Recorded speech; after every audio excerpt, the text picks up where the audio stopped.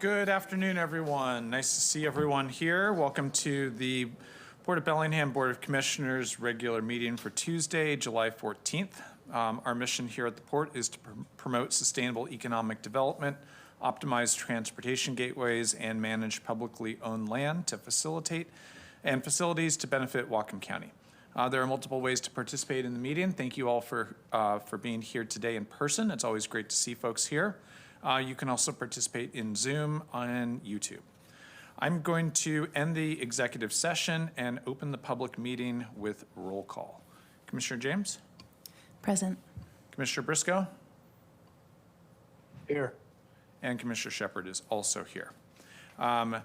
Thank you to our last meeting and Mr. Burrell for the good comment. We're going to start our meeting and all future meetings with the Pledge of Allegiance. So please join me in standing. I pledge allegiance to the flag. To the flag. Okay. To the republic for which it stands, a nation under God, indivisible, with liberty and justice for all. All right. We start every meeting with public comment, and I'll just read a short blurb about our public comment process. The Port welcomes public comment at commission meetings. To ensure everyone has the opportunity to speak, the commission generally listens without engaging in back and forth dialogue. Commissioners will consider input received and may request a follow-up from our executive director or have the issue scheduled for a future meeting. There are two public comment periods, one at 4 p.m. and the other at the end of our meeting. Each public comment period may be limited to 15 minutes, and speakers are asked to keep their remarks to 3 minutes or less. Written comments are always welcome. First person on my list is Kevin Foster.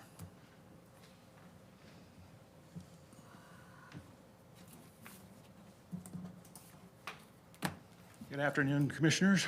My name is Kevin Foster, longtime Whatcom County resident, and I'm a member of the ILWU Local 7 Bellingham here in Bellingham.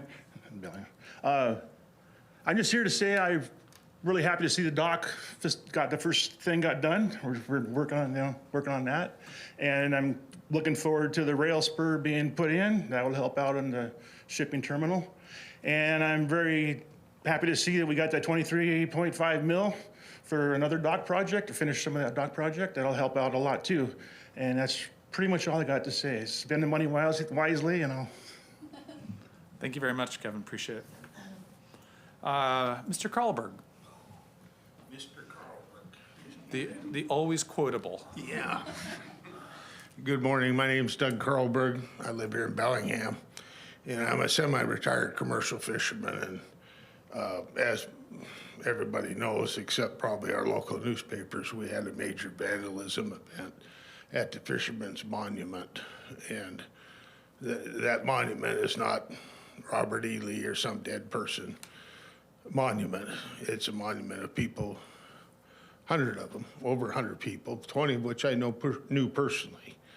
And for many of them, they never got the bodies back. That's the only gravestone they have. And I just wanted to thank the port maintenance staff for cleaning it up as quickly as they did, because it matters to a lot of people. And so that's all I've got to say is thank you. Okay. Thank you, Doug. It's an emotional issue for all of us. Thank you. And thanks to staff for that. Yeah. Corey, next person on my list.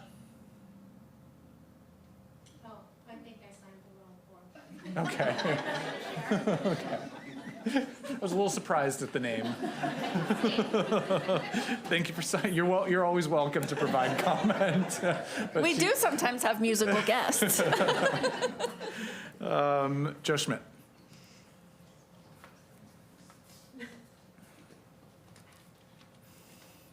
Hi, Commissioners.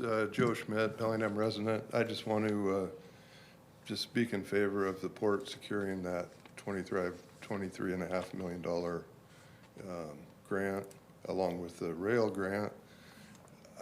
we might be able to get things going now. It's been 25-plus years. Hopefully things turn around, and I think it will.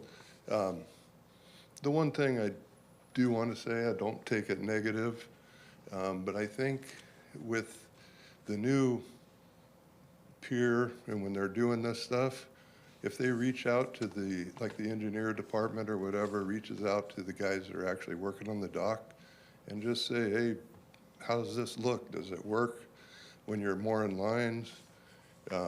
If you get a ro-ro ship with a stern ramp, is it gonna work on that bow rail? There's little things like that that would go a long ways and make our life way easier. Thanks.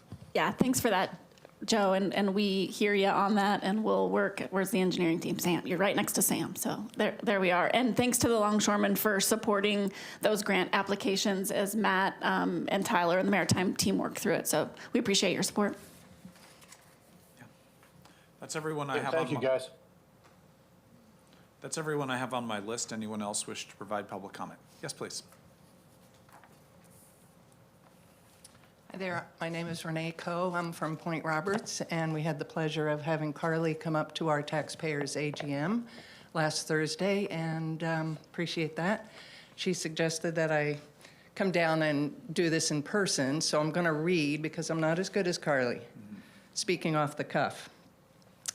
So I want the port to take over the maintenance and operations at Lighthouse Park so that your agency will fund a much-needed dock and boat ramp for the community. We have water on 3 sides and have no dock or pier for residents and visitors to use. So please help us get this done. The wooden dock was removed in 2009 and replaced with a new dock in 2015, but failed after 1 month. It was back in the water in mid-2016 and survived the 2017 season before additional damage caused the county to pull the dock out permanently in 2018. Fishing canneries had working docks off Gulf Road, South Beach, Maple Beach, and at Lily Point for decades. Yet we are unable to have a dock anywhere on the point today. In 2023, I read the port's 6-year draft plan. Under section 3.2, the first 2 sentences state, supporting public access is a priority for the Port of Bellingham. The port works to create a compelling system of public access opportunities for current residents, visitors, and future generations to maintain a connection to the working waterfront by exploring the port's open spaces and shorelines. After reading through the plan, I wrote an email to the port commissioners, Bobby Briscoe, Michael Shepard, and Ken Bell, on January 5th, 2024, because under the plan section 3.3, it included RCW 5308260, Park and Recreation Facilities, and RCW 5308270, Park and Rec Facilities, approval of other agencies. My email asked the Port of Bellingham to propose a plan of action, in writing, Whatcom County Parks and Rec, I have to take my glasses off, to write to Parks and Rec, to the director regarding the installation of a dock and a boat ramp launch at Lighthouse Park. If Whatcom County Park is unwilling and unable to facilitate and prioritize this plan, then I was asking the port to expand their scope of work to include the needs of our waterfront with a public pier, public dock, and boat launch. I also asked for the collected tax revenue from Point Roberts during the last 10 years and the last 20 years. And on January 10, Michael Shepard answered, I agree and have made sure my staff sees this. I've received and heard nothing since. It's been 2.5 years. I also wrote an email to Elliot Smith on March 3rd, 2024, because he's also a Point Roberts resident, and got no response to my email. I wrote to our state legislators at the time and received no response. If County Parks is not budgeting for a dock needed at Lighthouse Park, then please pursue taking over the Park and Rec Department and get us a dock. Thank you. Thank you very much. Anyone else wish to provide public comment? Okay, we will have a second public comment period after the end of our regularly scheduled business. Thank you all for those comments and for being here in person. I appreciate it. We have several new hires.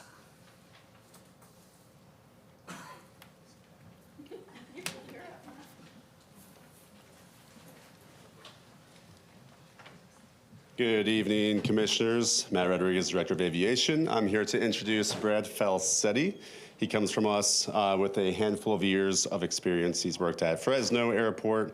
He's worked at Grand Canyon West Airport, BFI, so at Boeing Field, and now here at BLI. So we're really glad to have him on board. He is the new Senior Airport Operations Manager, and he'll be managing the airport rescue firefighters and performing the operational duties for the airport.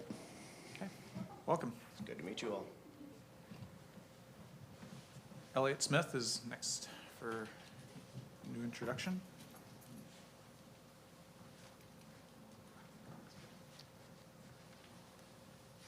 Commissioners, I'm happy to introduce Brock Sides as our new property manager with the real estate department. Brock comes to us from the National Park Service in Alaska for much of the last 5 years, also the Bureau of Land Management before that. He brings some great skills for real estate here at another place with public care for the land. So happy to have Brock join us. He's also moved down with his family, and yeah, we're happy to have him. All right. Welcome. Yep, thank you. Tyler. Good afternoon, Commissioners. Tyler Schroeder, Economic Development Director. Excited about introducing Jennifer Novak, Dr. Novak, recent hire for the Economic Development team. She's online, so if there's any questions or things, but she's also going to be helping support the presentation later today. A lot of you know Jennifer's recent work through the SEDS work. She used to work for the port back in 2017 through 2022. Excited to bring her nearly 20 years of experience in research and analytics back to the team and support it moving forward. Past clients of hers have included the World Bank, Western Washington University Center of Economic Business Research, Harvard University, the Workforce Council, and she's also taught undergraduate work at University of Washington, Seattle Central, and Western. She holds a certificate in research methodology from the Center of Statistics and Social Sciences and a PhD in political science from University of Washington. She'll be working hard on the SEDS that we're going to present and the continued work associated with it, the research and analyst work that we have associated with economic development, partnering with Western Washington University on some of the economic impacts, and will just hopefully be an overall superstar, which I know she will be. Thank you. Welcome back, Jennifer. Sam Ship. Afternoon, I'm Sam Ship, Engineering Program Manager. I'd like to introduce Riley Russell. She's our brand new project engineer here at the port. She has great experience in civil engineering, a lot of environmental engineering. She comes from the construction industry. She worked 8 years there doing private and commercial construction projects, and we think this will be a great addition to our existing team. We really appreciate that you're on board, and we're happy to have you. Happy to be here. Welcome. I'm up next. I'm going to make Sherry stand awkwardly by herself. Sherry Ireton joins us with a plethora of communications experience. She comes to us from the City of Snohomish and Snohomish County Sheriff's Office, and she will be filling the position of Director of Communications. She's got a master's in organizational leadership, and we're very excited to welcome her to our leadership team. Welcome. I'm excited to be here. Yeah, thank you. Welcome. All right, that brings us to our consent agenda. Motion to approve consent agenda items A through L. All right. Commissioner James, questions or comments? Yeah. Okay. Oh, sorry. One sec. Motion H. Just have a quick question. This is a month-to-month lease.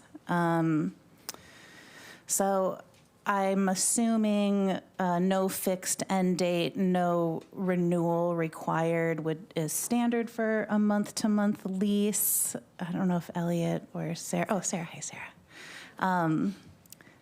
I'm assuming that is normal, so I didn't see those things in the lease. I guess I just wanted to make sure that, knowing that the area down there this is all interim use, that we have sufficient flexibility to terminate the lease, or I guess it's a license, without creating issues for this program. Definitely. So in the month-to-month lease, there's the option for either party to either terminate the lease with 20 days written notice prior to the end of the month. Oh, and sorry, Huckabee, real estate property manager. Sorry, should have introduced myself at the beginning there. But then also similar to a lot of the other Container Village leases, there's a relocation provision in there. I think it's section 2. It stipulates in there that if the offered area suddenly becomes unavailable for whatever reason at our discretion, then we will work in good faith to find a comparable area. If we're unable to find a comparable area for them, then we have the right to terminate the lease with 10 days notice. Got it. Okay. Thank you. Yes. Any other questions? No. Okay. No. Yeah. Thanks, Sarah. I just had not a question, but a comment about Kay, an appointment to the BIAC committee. And we used to mention the committee meeting times at the beginning of our meeting, and I think we've sort of phased that out. But I talk about the BIAC, and I often get like, what is that? So I thought since we're approving this appointment or deciding to approve this appointment today, I would just take a moment to talk about the BIAC. So this is a long-standing port committee. It was formed in 1992. It is made of representatives from local governments, airport neighbors, users, and tenants. It serves at the pleasure of the commission, and it exists to provide input from the community about the airport and advise on various topics like planning and development, airport traffic, ground transportation, airport operations, parking, noise, economic impacts, and outreach. So the more you know. And I just want to say, I hope that we can continue to foster a committee culture where community members feel comfortable to bring their perspectives and feel heard in a respectful way. And I think that just for the future, for all of our advisory committees, I would be excited to work with the commission on providing specific questions or issues that we're looking for advice on so that our advisory committees can truly advise us and strengthen the connection between the work that they do and then the decision-making that happens here at the commission.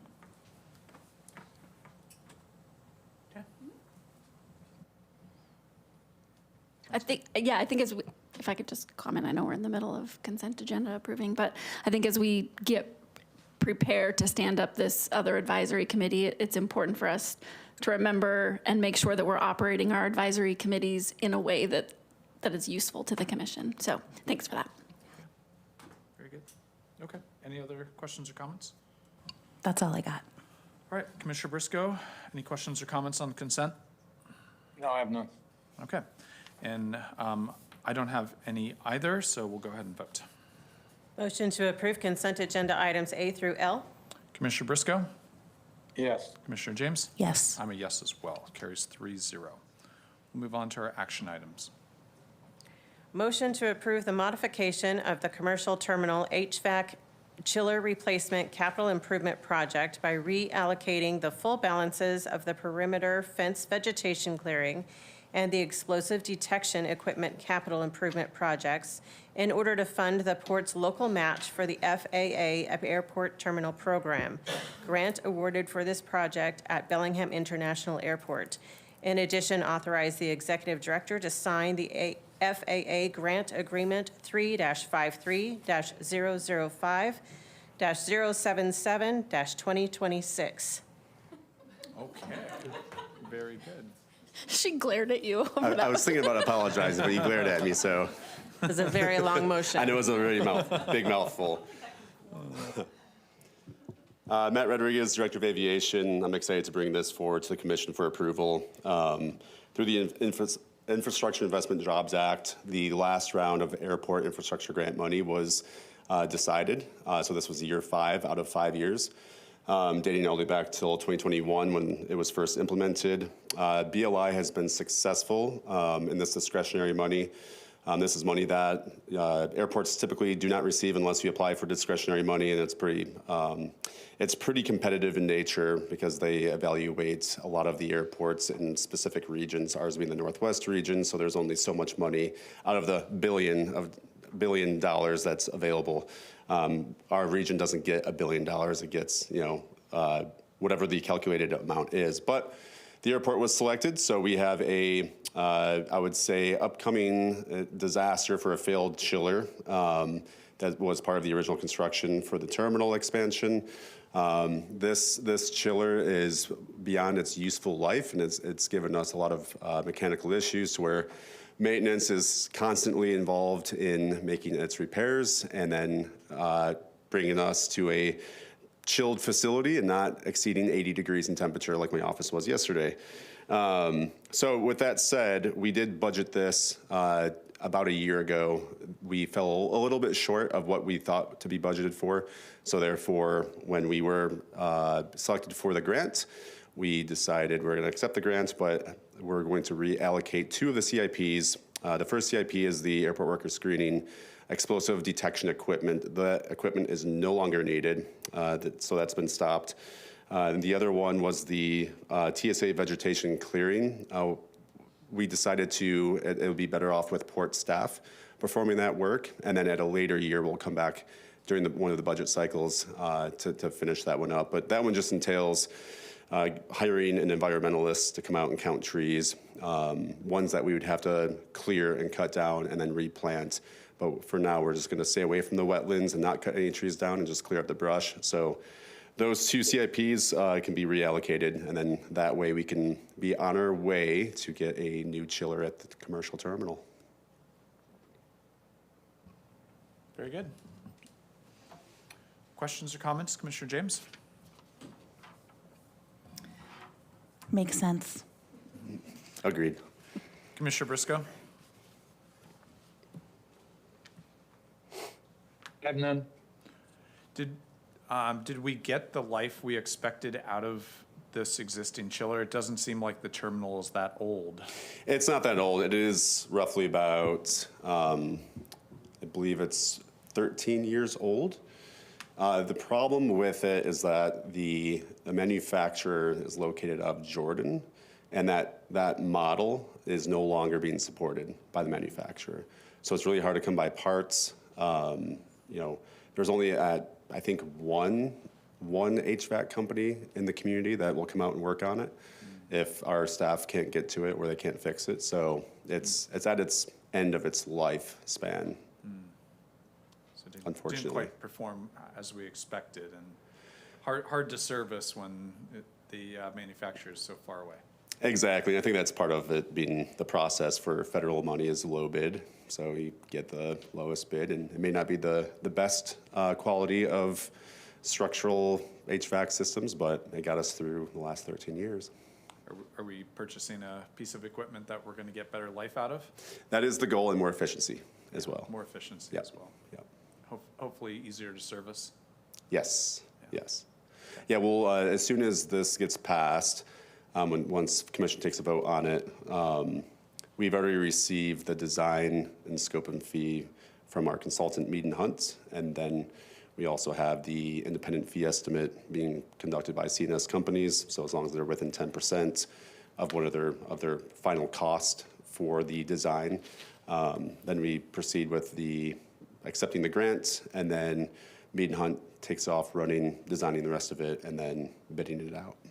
Okay. All right. Okay.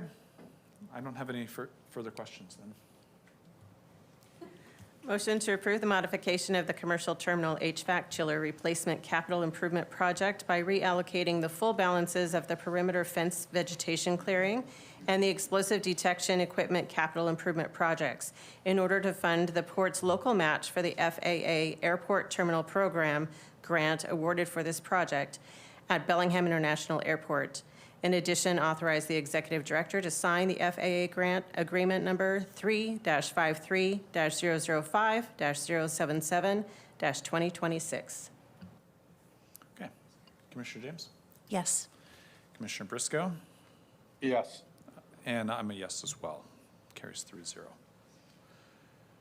That is the end of our action items for the day. We have 3 presentations. We're going to start out with Q2 financials and Sarah Eastwood.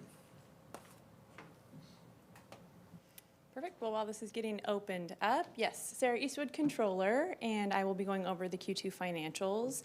And I'm sorry, Holly just reminded me that I'm supposed to have a joke, and I do not. So we're going to get into it. Okay, so this is Q2 year-to-date. So the first slide that we're going to be going over is revenues, port-wide revenues. On the left side is your 2026 revenues, so January through June 2026, and then on the right is 2025.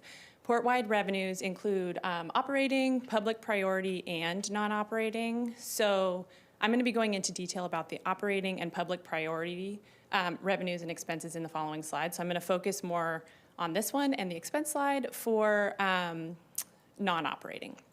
So port-wide revenues have increased by about $3.2 million in total. The majority of that is due to non-operating revenues. So those are, non-operating revenues are revenues that are not generated through day-to-day operations at the port. So some examples are investment income, tax revenue, grant revenue, and revenue from claims and legal settlements. So from 2025 to 2026 currently, we received $1.7 million more in grant funding this first half of the year. And then we also received a $2.3 million claim settlement check related to environmental cleanup. So that's going to be the majority of our revenue increase.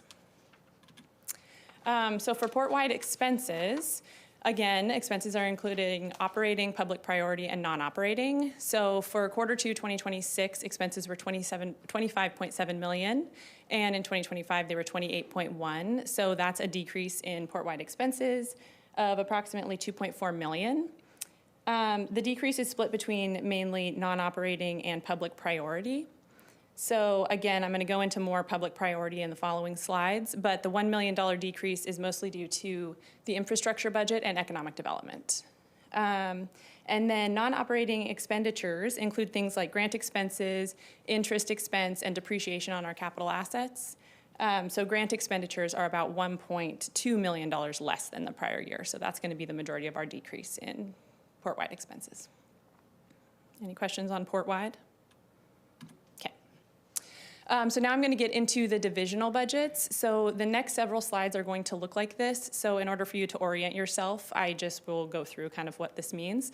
So the first cluster of bars is going to be our revenues, and the middle cluster is expenses, and then the far right cluster is income, or if it's below the line, it's a net loss on operations, and the income is calculated by revenue minus expenses, so just so we're all on the same page. And then if you look at the revenue cluster, the green bar is 2026 actuals, the yellow bar is 2026 budget, and the blue bar is 2025 actuals. So looking at aviation specifically, revenues are running about $300,000 under budget currently. So most of that is due, about half of that is due to a one-time prior year billing adjustment for a discontinued federal program, I'm sorry. And the other half is primarily due to lower parking revenues because of reduced airline services. So that makes up the $300,000 difference. And then also though, expenses have come in about $350,000 under budget. So that helps offset the revenue shortfall. Net income, the net income section is a year-to-date net loss of $169,000 currently at the airport. Okay, marinas. So marinas revenues are coming in right at budget, and they are about $500,000 higher than the prior year budget. And that was expected. The harbors are at full occupancy. So that's to be expected. And then expenses have come in a little bit under budget, but also pretty much right on track. And then our year-to-date net income is a $3.9 million net income at the marinas. Okay, on to the shipping terminal. So shipping terminal revenues are tracking a bit below budget. So this is mainly because vessel activity hasn't been what we anticipated. This is one of our budgets that we do budget for projected revenues.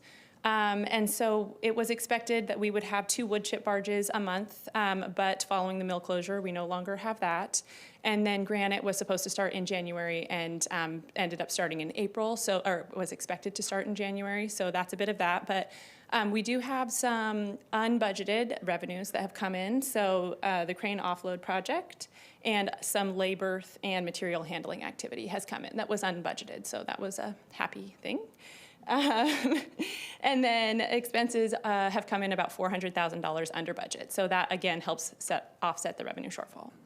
And then for the net income section, it's a year-to-date net loss of $385,000.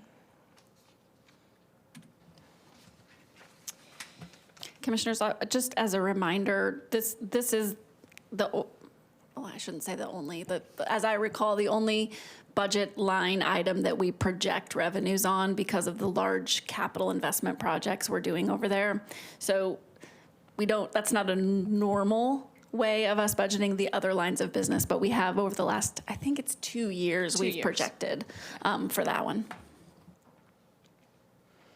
And you'll see in the next couple the opposite of what we do. So for the cruise terminal, you can see that our revenues actually have come in a bit higher than budget, and we actually budgeted for less revenues in 2026 than in 2025 because normally we budget for knowns. So we had budgeted for 3 tenant vacancies. And so 2 were at the Fairhaven station and 1 was at Warehouse 4. However, we have filled 2 of those vacancies. So quarter 3, we should start to see an increase again in quarter 3. And then expenses right on track and below last year's expenses, year-to-date net income of $360,000.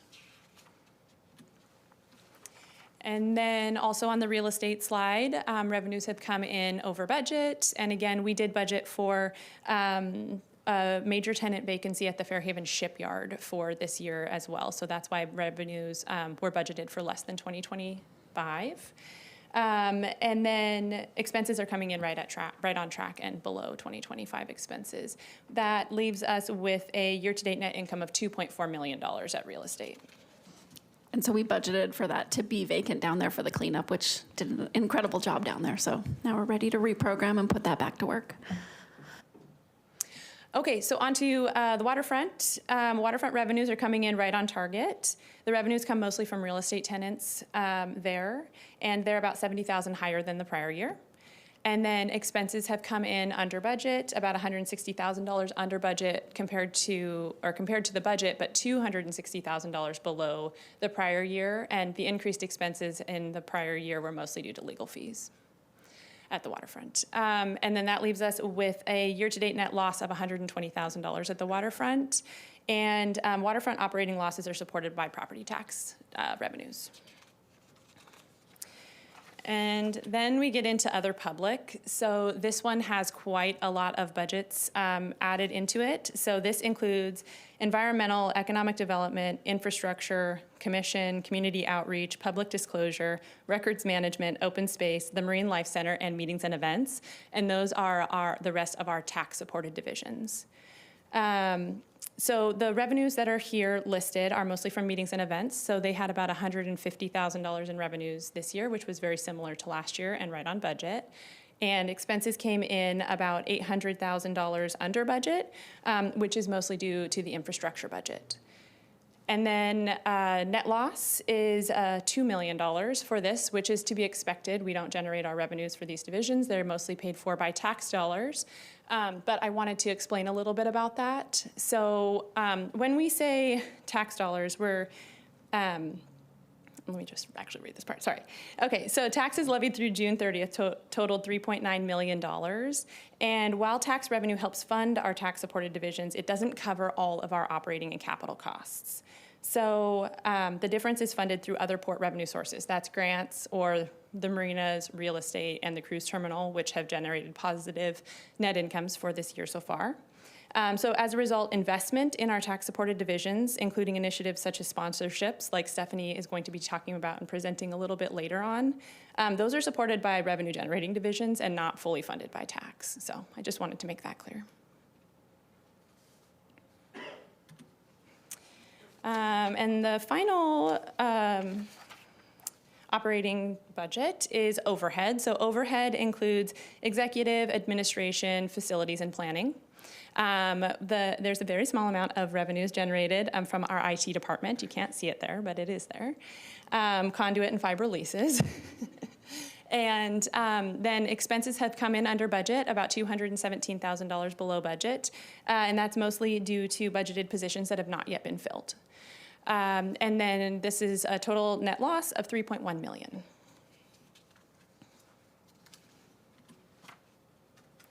Okay, any questions on operating? No. Okay. On to the balance sheet.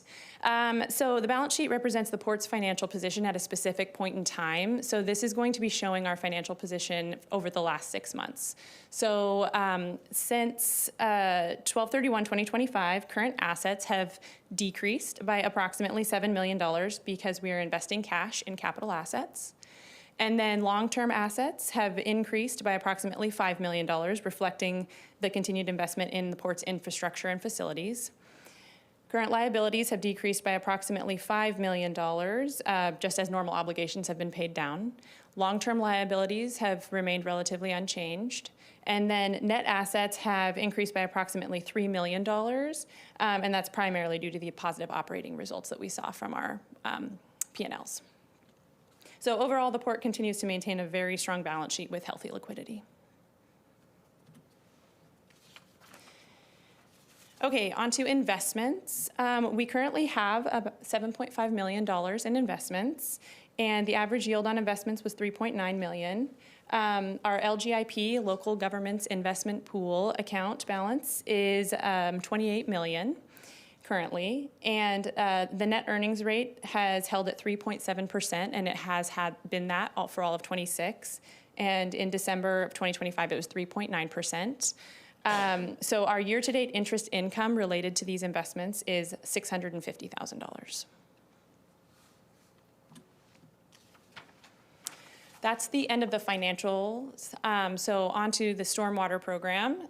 For the second quarter of 2026, BLI, BST, and Fairhaven Pier are in compliance and continue training and record keeping. BLI's sample results were within permit limits. BST sample results were within permit limits with the exception of one exceedance of the copper benchmark. And the Fairhaven Pier, Port ISGP coverage was initiated in Q4 2025. The Q2 was the second quarter of this monitoring, and sample results were within permit limits, again with the exception of one exceedance of the copper benchmark.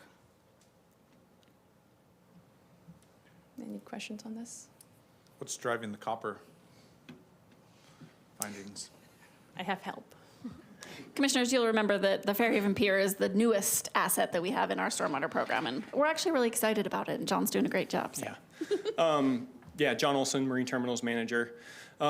So the copper at the shipping terminal, we believe we figured out the source of it. We think it's just some residual material that was left over on some equipment that came to the shipping terminal from the shipyard. Since we've identified it, we've done a lot of cleaning.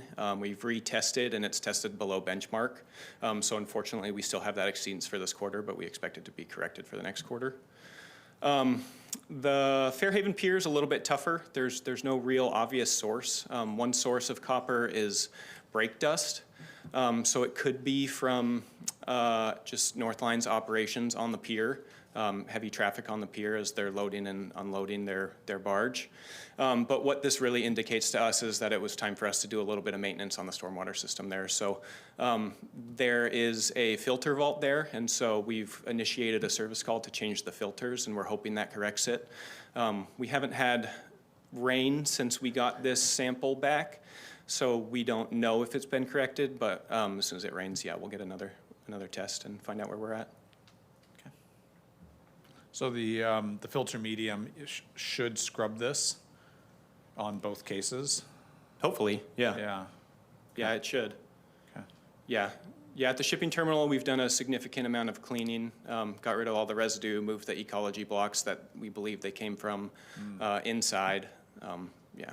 Okay, all right, thank you. Yep.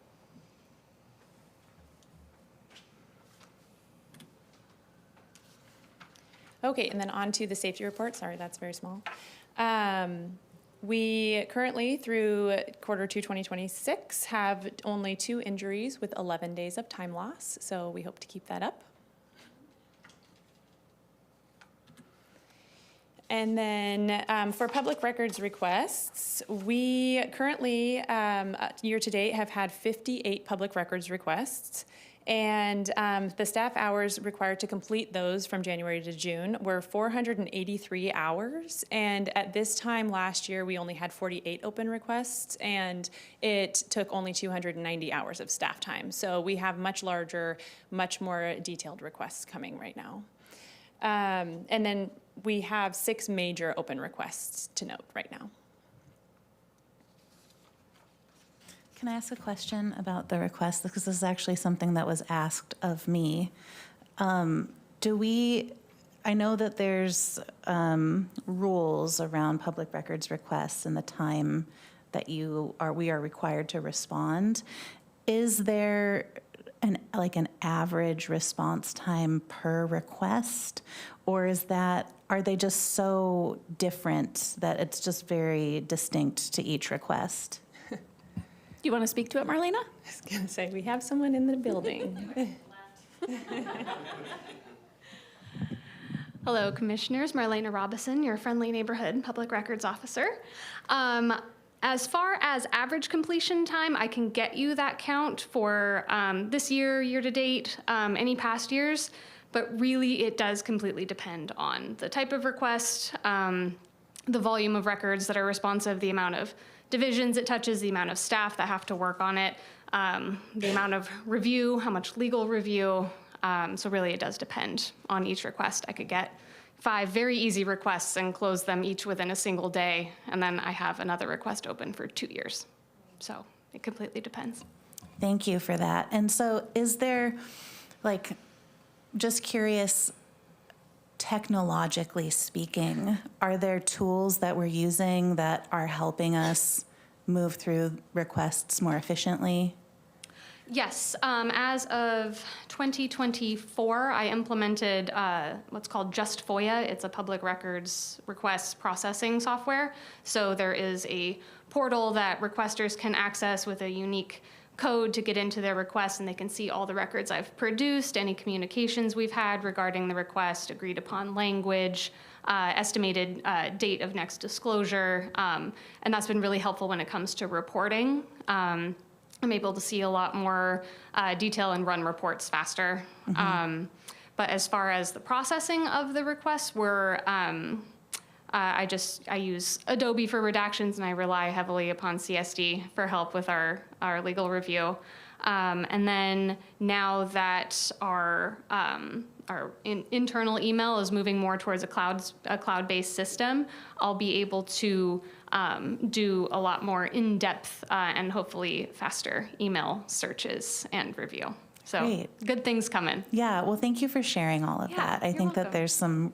there's curiosity about how different, people's time experiences are. That totally makes sense, though, that each request is just going to be its own unique time. Yeah, and it is just me. I refer to staff in my emails, but it really is just me. Yeah, good to remember. There's just one person behind all that. Yeah, So but thank I'm always you. happy to help. I want people to come to us for things. Yeah. We're an open book. Great. Thank you, Marlena. You're welcome. And that's all. Any other questions? Any other questions or comments? Commissioner James? No, I always, I get these after the meeting and I do spend some time on them. So just, first glance, always very impressed with the divisions and then the work that you do to get these budgets that are so close to what's actually happening. So I've shared that with Tamara, but share it with you since you're here today. Yeah, thank you. Thank you. And yeah, a lot of it, some of it comes from finance, but the operational division managers that manage their budgets do a very good job, and they keep us in very much in line with what's going on out there, because we can only read the numbers. So, yeah. Very good. Commissioner Briscoe, questions or comments?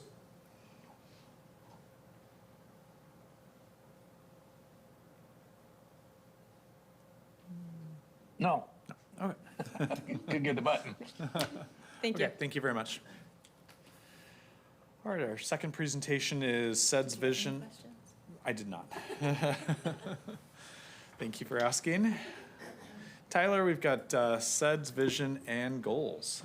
Yeah, good afternoon again, Commission. Tyler Schroeder, Economic Development Director. Excited to go through a little presentation on overall county economic development, this comprehensive economic development strategy, and then also just talk a little bit about some project wins from the economic development team from last year. I've been giving this presentation throughout June. I went to the Whatcom County Business and Commerce Committee. I went to the City Council, Bellingham City Council, and the County Council, really kind of walking through what economic development is. There's been a lot of discussion in the community on economic development. There's been some good education around that, and then also some good listening from the different councils and stakeholders on that process. First, I want to acknowledge our great team, myself, the director, more importantly, in the work that gets done, John, Corey, and Dr. Novick. John Mitchner, project manager, Corey Olson, project manager as well for the last couple of years. And just as introduced, Jennifer Nomek, who is also a project manager. A good array of expertise and knowledge for economic development, from workforce to business support to data and analysts. And I would just say for anybody in the community or that's wondering what economic development is, how to move it forward, just connect with us. And we'll be able to educate, give some background, give some resources, and make some connections on it. And I've been really proud of the team that is in the economic development team, and it's been a great team to lead through this work that we get accomplished. So just really kind of an update, last 2025, some great work associated with from the division. And then probably the meat of the presentation is let's talk about the 2027 through 2031 Comprehensive Economic Development Strategy work. A lot of time and effort has been put into that. Tyler? Yes, Can I interrupt you? please. Just as a reminder for the room in general, that this is county-wide economic development and tri-funded. That's what that Yeah. other one, and I think we sometimes gloss over it, and because you're port staff, we think you should just work for the port. Yeah. But that isn't how this group works. It's county-wide. I mean, we're a county-wide port, but it's also with the other jurisdictions. Yeah, no, so. it's a great background. I mean, the reason why I went to Whatcom County and I thought it was going to be talked maybe a little bit through the finances is the countywide economic development investment fund helps pay for our division and works countywide associated with it. So we work with port tenants. We work with the real estate and the engineering and the planning group on those projects where there's a tenant that's in the port portfolio. But a lot of our work, most of our work is with just private businesses on private lands that they're looking for business support or expansion or items to retain, what kind of grants, loans are available, what workforce is needed. And that can reach from Blaine to Linden to Ferndale to unincorporated Whatcom County. So it really is kind of a countywide, being established as the associate development organization by the state to be that countywide lead organization on economic development. What's cool about it, and probably why the port is that lead, is our mission is sustainable economic development. And we can be the engine for that economic development countywide.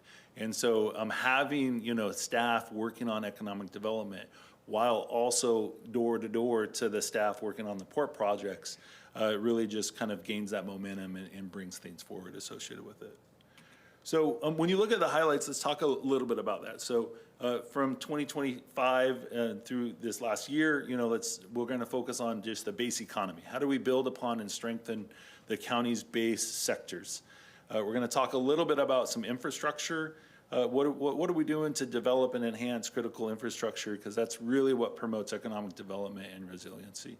I'll talk about it when we get there. And then workforce. Let's continue to work with the post-secondary, the K through 12, get the talent pipelines associated with it, and how do we make those connections?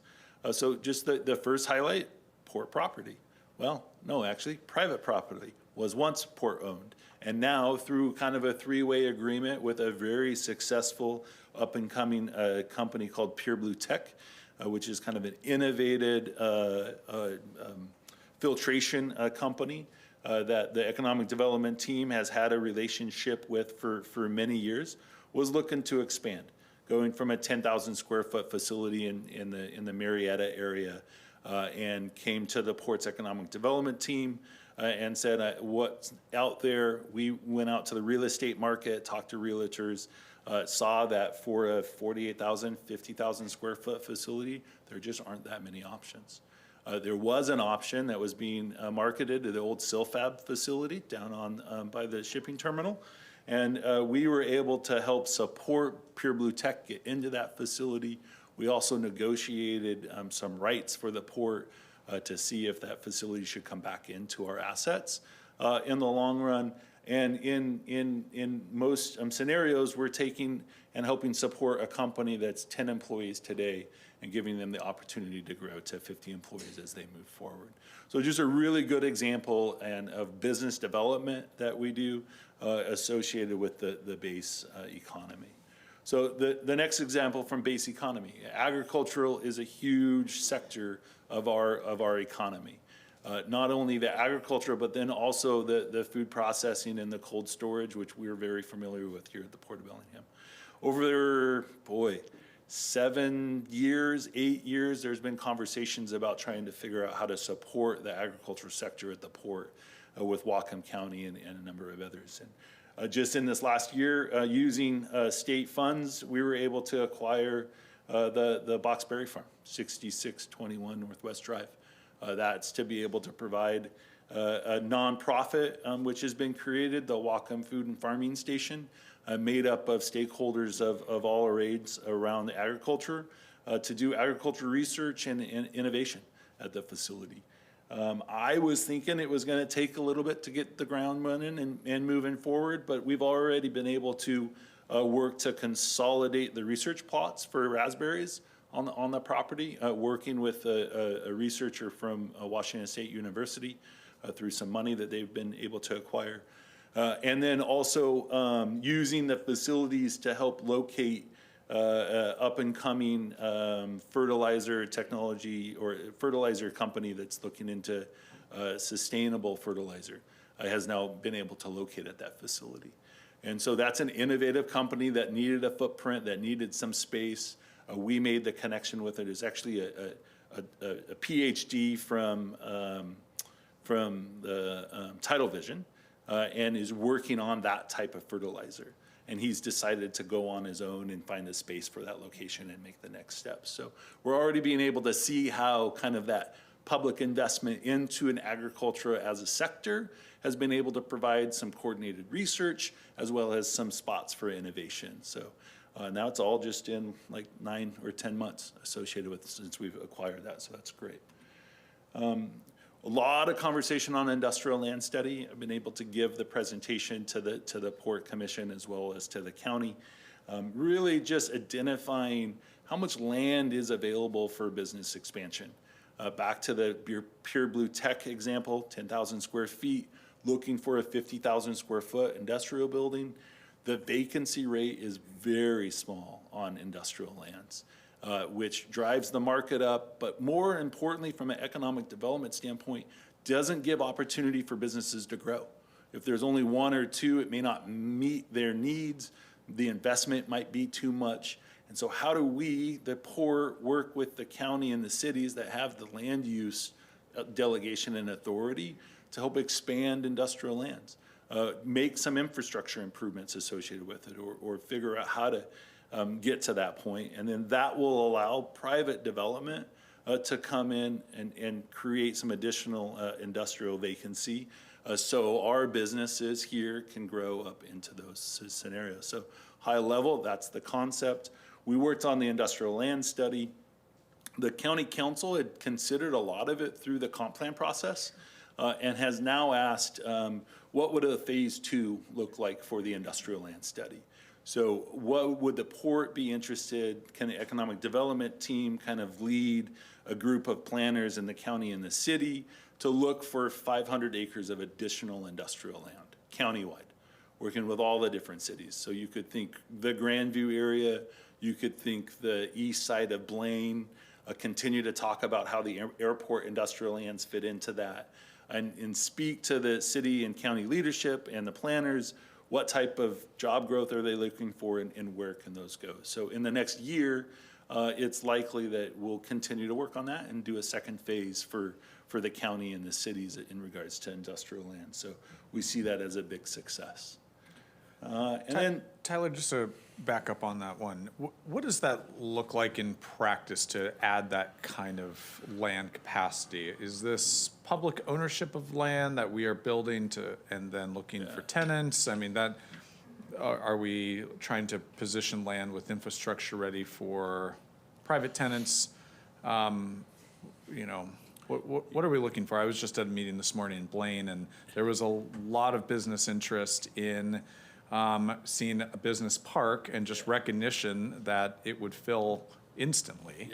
And, you know, I was being asked, why aren't we doing this? And why don't we have this business park up and running immediately for business expansion? Because we know it would fill, but, you know, we have limited capital to be able to take raw land and turn it into something ready to go for our business community. What do you see as our pathway forward here? no, it's a great question, and I'll just like acknowledge, it's gonna be a lot of hard work, because it takes looking about all the different bundles in property ownership and the existing development patterns, probably on the outside edges of the cities, or in a location where you'd have enough industrial lands to do that type of business park. So when they look at 500 acres, some of that is to acknowledge that like a 50,000 square foot building is going to be on 2 acres of land. If you look at some of the other industrial manufacturers, they're looking for 200,000, 250,000 square feet. That's a 5-acre piece of property, which needs the stormwater and the water and sewer and the parking to go along with it. So you're looking at large swaths of areas in the spots where the cities are looking to grow.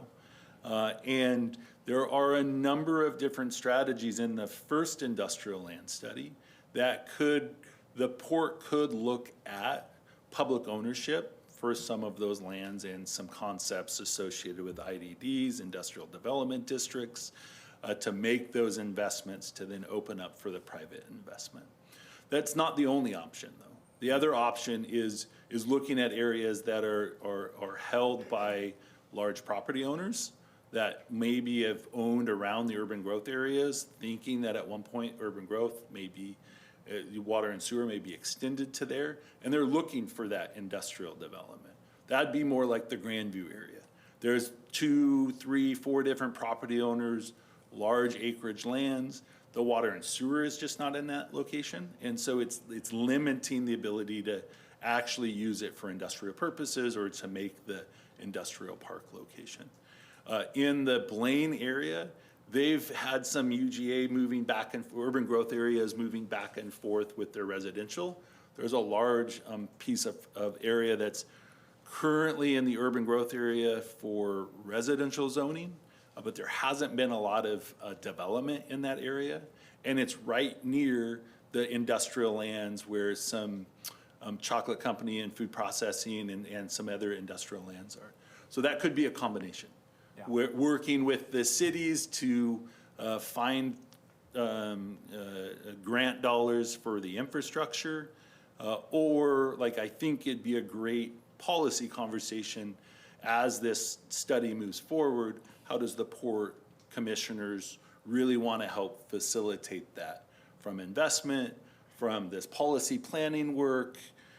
There's a number of different strategies that are laid out in that first study that we can move forward with. Okay.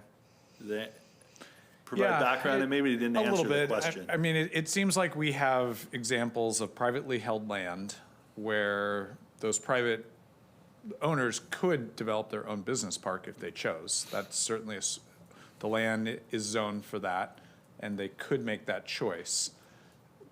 It may not pencil currently because of the infrastructure needs. So that's one pathway for us as a government to be able to help. Correct. In cases where we don't own the land. And in most of these cases, we don't own the land because we don't have, land holdings outside of the marinas in Blaine and our airport. So we don't generally have the land holdings to do this. Sounds like the other pathway is for us to bring a piece of land into public ownership and then to try and either bring in a private partner to build the building, or the most expensive pathway is us buy the land, us do the infrastructure, us build the building, and then invite a user into that. That's the most expense on our part, the biggest capital outlay. We know it would fill, but it's still an enormous capital outlay for us, given the situation that we, again, don't own the land. Yeah, and I think we'll learn a lot through the airport business development plan and the work that we're doing, kind of recognizing the industrial lands that we have around the airport. And as we strategize for aviation or aeronautical, how do we work with private development to make some of that investment and where it goes? But you're right, there are a number of examples, because we also speak to like the Sumas example, right? Which was Port acquiring lands, doing some infrastructure. Bob Mitchell Road, I think, is the name of it. And then going out for RFP or having some investment associated with it. Yeah. I don't think I've totally envisioned the port going all the way down that process of actually like spec building the facility unless there was a lease agreement or strong agreements from businesses that our economic development team are working on. Yeah. Or recruitments that then would make sense to make some of those investments to where it goes. But there's just so many different examples. And so I think the industrial land study is here to take it from a 15,000 foot level and bring it all the way down to like where the city and the county have to think about some land use decisions, which will also be fairly intense of a conversation as well. Do you think, given the existing study, we could identify a sample or test property to spec out what type of investment would be needed? For the option of us buying the dirt, building everything that's a little bit outside of our probably capital capacity. Mm-hmm. But the option of there's a piece of land that is privately held, it is within the confines of the right zoning and connectivity, and could use potentially some public investment to come in. Mm-hmm. I'm thinking EDI resources potentially here, that we could help steward as a test case, at least so we could understand what the numbers were, and if there were a couple parcels that fit that matrix. Yeah. And I think some of the most interesting ones are, potentially one near Blaine, which we've kind of discussed several times. We've previously discussed an East County opportunity as well. And then we certainly have the one at the airport.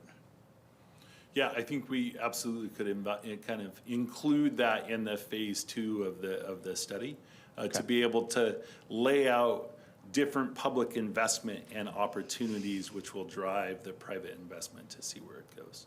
Yeah. I was also thinking a little bit about the City of Ferndale, in partnership with our team, did a economic development study that was CURB funded, Community Economic Revitalization Board, that pretty much did that work, Commissioner Shepard. So let me find that and noodle on the question, and I'll provide it to you for just a little bit of background, and then think about how to incorporate that into the phase 2. Yeah. Because we get frustrated questions like, why is this work not happening? Why are these business parks not coming online? Why are we not seeing this type of job growth? And it's generally, I think some of the opportunity is there for the private sector to do this work, and it's not happening. And so if it's not happening in the private sector for, X, Y, and Z reason, that's when there's some opportunity for us to be in the mix and discussion. And I think you've hit the nail on the head earlier. It's infrastructure. Yeah. Water, sewer, roads, and what's that balance between public infrastructure investment to private development.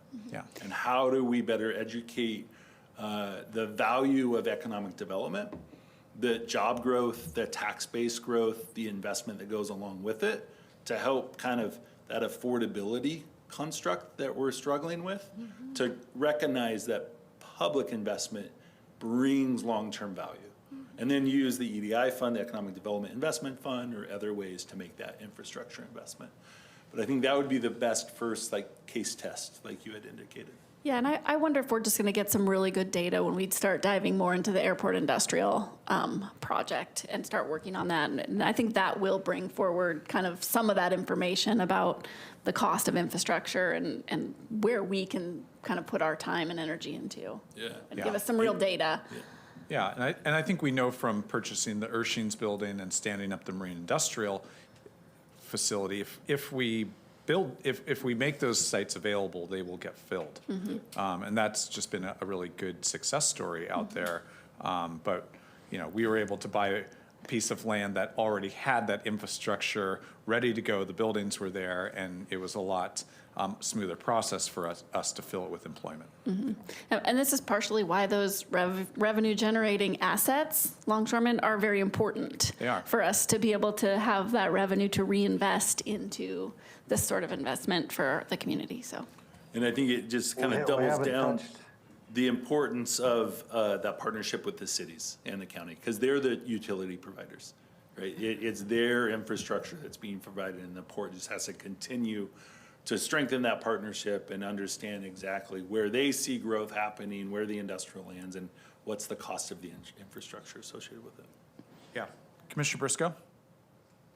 Yeah, so we've touched on everything we can do and everything, but the problem with getting, and we've talked about this before, with getting private investment is tying their money up for, 2 years to get a permit to get things done.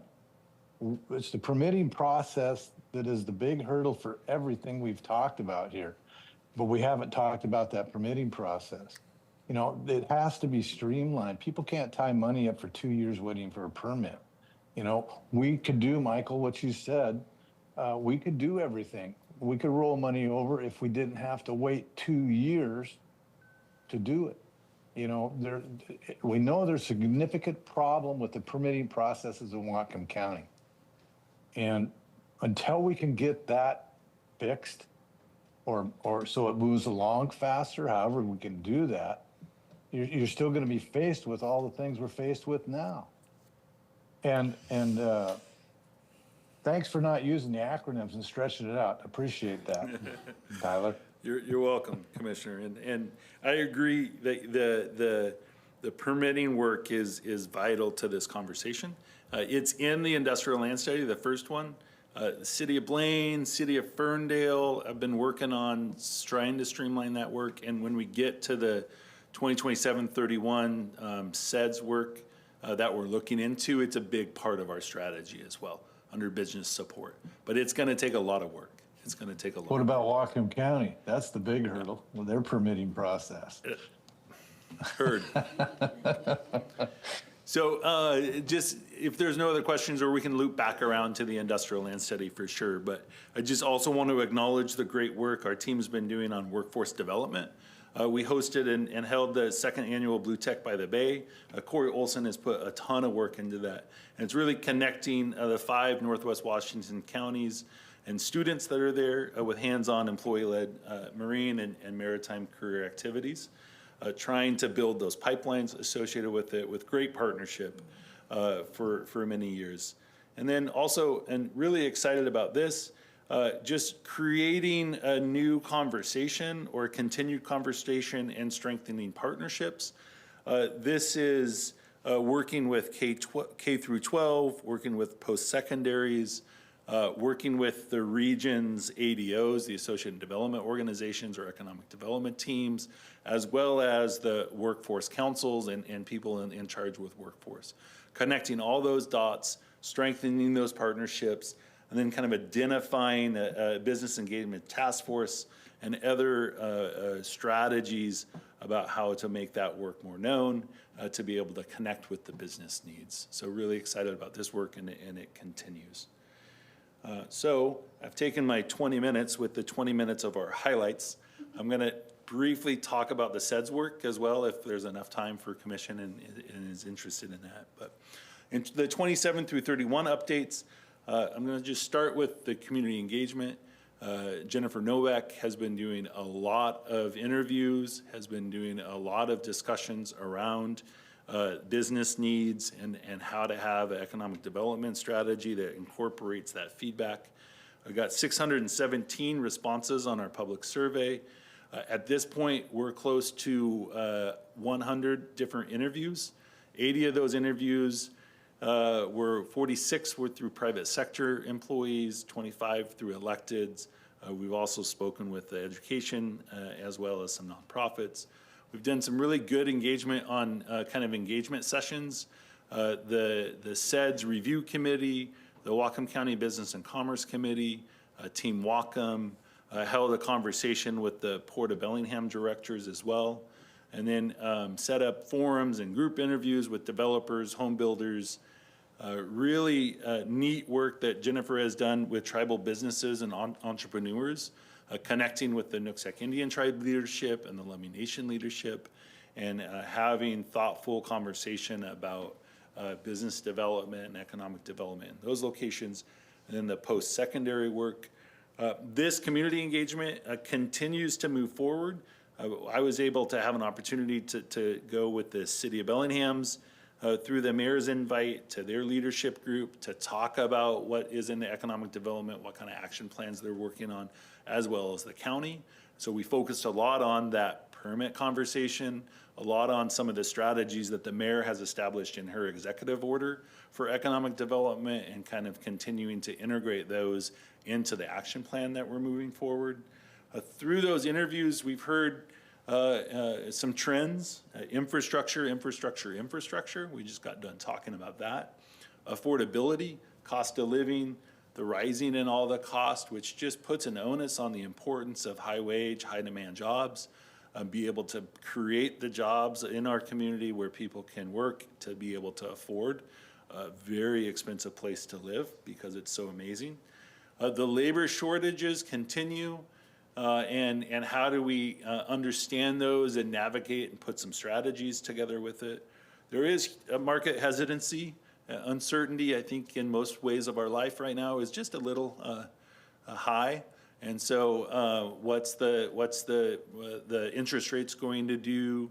Where can grants and loans be available for it? Is it time to become an entrepreneur and create a new business when you look around the downtown area and some of the other businesses are going out of business?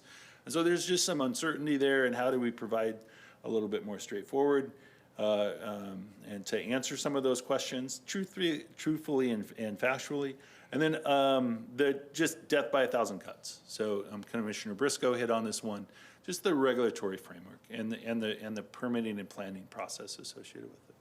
A lot of the permitting planning groups are recognizing that there probably are just too many layers of regulation, and how do we streamline them? And that's not coming from them, because most of the planning staff are just administering them. Councils have their own responsibility in regards to passing those laws and ordinances, and so how do we streamline and then focus on how to get to yes? When I was at the city council, the council kind of asked, what can the council do as a whole? And my answer, and it maybe wasn't a very good one, but it was just think about business's perspective in every legislative decision you make. And how does it play into it? And I'm not sure we as a community have really done that from a business perspective.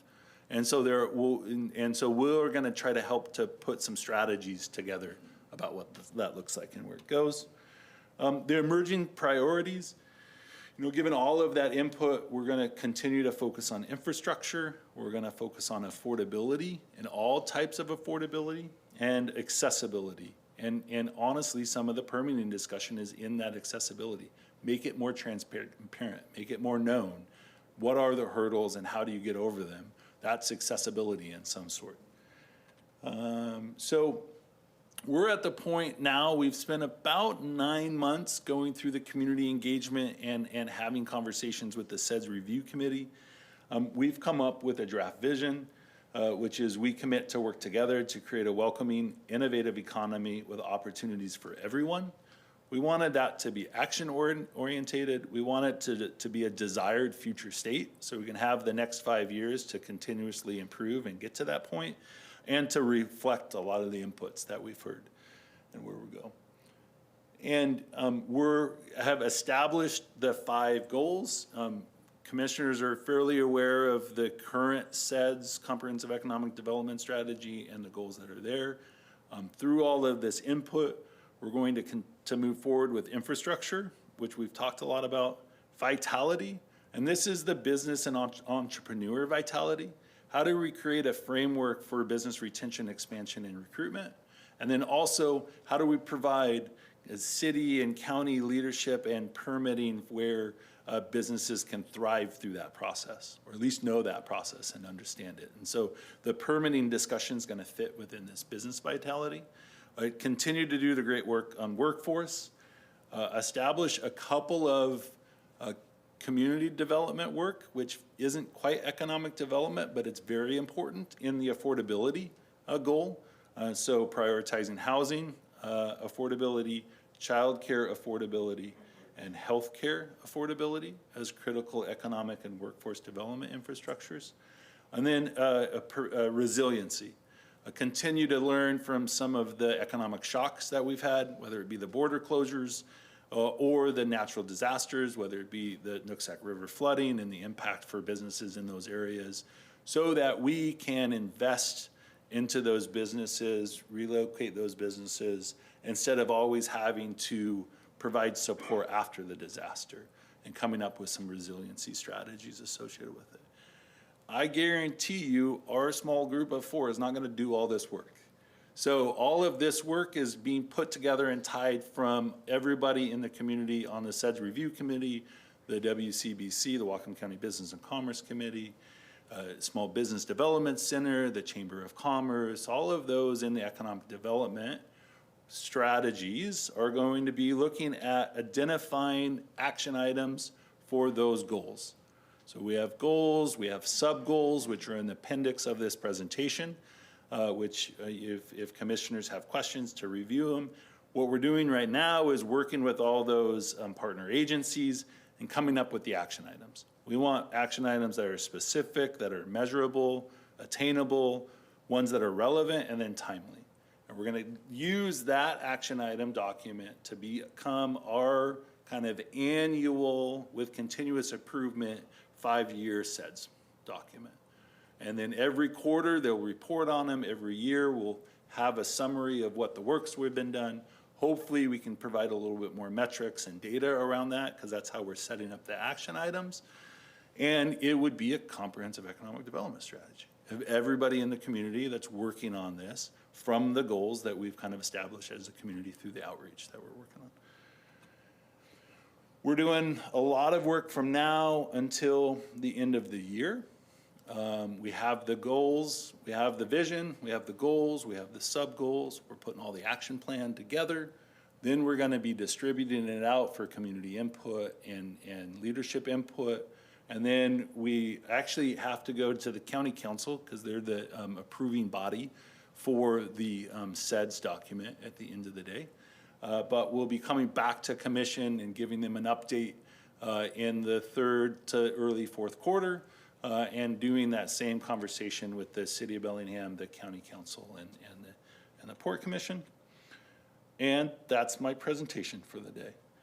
As I indicated a little bit, there are in the presentation, so when you get this electronically, there's the goals and then the sub-goals in there. And so it's set up as infrastructure and business support vitality and workforce development. So it just gives a little bit more details to it. I just thought we'd take way too much time, which I probably already have, if we went through all of those appendix. But it's there, and our team is a resource to be able to provide any information or questions. Very good. Commissioner Briscoe, any further questions or comments? No, I have none. Commissioner James? Yeah, I made some notes, but I feel like you answered a lot of them right there, like in your last few sentences. I think I'm trying to just make sure I understand how we are arriving at these goals, and it's largely from your engagement process. Is that correct? That's correct. Okay. The 617 responses to the public survey, the 99 interviews with stakeholders and private businesses, and then the continued input that I've gotten from the councils and the commission and the members of public that have reached out and said, hey, I want to talk to you about the SEDS and where the strategy goes. All of that's been put into the vision and then the goals and the sub-goals. What we're working on now is how do we identify action items that people are working on that we know will bring that forward. So it's not just a plan that sits on the shelf, because it could easily be that, but it won't be. That was kind of my next question. What is the expectation for this document to be used by or useful to the commission? Yeah. I mean, I think that this document can lay out the county-wide sustainable economic development vision, which in one way, as we continue to educate the commission and think about the strategies, can be used on a number of different scenarios to lay out the port's strategy for that economic development countywide. I think we have to continue to talk about that and see where it goes and make sure it incorporates the visions and goals. It could be a separate document, but I think it'll help inform, and Tiffany's idea, I think, is to help inform where that strategy goes port-wide. Yeah, I was going to say two things. One, you were saying all the stakeholder outreach that you've done, but also I just to attest to the number of meetings, community meetings outside of Bellingham, really, that Tyler attends, and kind of gleans the topics from those and gets them input into this document in a way for the approving body to consider. And then the second part is, I think this is an additional document to support potential strategic planning that we work on, as well as using it to point to budget decisions. Does this budget decision that we are making as a port, that you're making as a port commission, does it tie back to these goals and action items? So I think there are multiple ways to use it. And has it yet, or will it identify since this is reporting to the tri-funders, different local governments, does it identify the ways that we should be collaborating and working together to advance some of the goals? Yes. So the SEDS Review Committee is made up of representatives from all of the 7 cities and the county, as well as the economic development practitioners, those that are working on a day-to-day basis for economic development. So we've had a number of conversations with the city's representatives to say, what work do you do that is economic development related?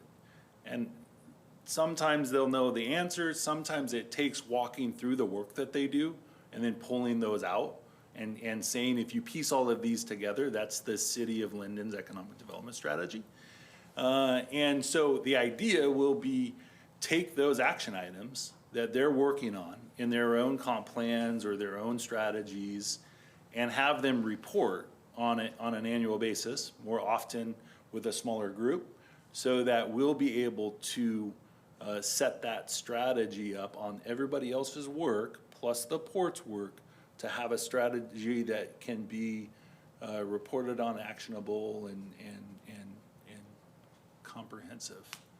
Did that answer your question? Yeah. I'm just sort of, these are just thoughts from watching this. So you said that the county council approves it. Yes. So does Whatcom County government pay for this process? Yes. So through the Whatcom County Economic Development Investment Fund, which is a countywide fund administered EDI by the county, they help support the port's kind of expanded economic development team. And so the staff time, the contract for services, the marketing and outreach that will come out of this is help supported in portion from the county. As talked a little bit earlier, the port still provides general tax revenue to help support the economic development team as well. But a large percentage of it comes from the county's EDI fund. And then is the economic development team, are you the folks on the review committee for the port? Yes, John, Corey, Jen facilitates it. I provide some background and input associated with it. We've also met with the port leadership and the directors to talk about how the port plays into the comprehensive economic development and got some really good feedback on that. And this is another part that I forgot to speak a little bit about. We're starting to do the public infrastructure portion of the SEDS, which is all of the port, the county, and the cities. What are your infrastructure projects, and which ones have a high priority for economic development? So that then we can prioritize for EDI funds or just prioritize, economic development related infrastructure projects.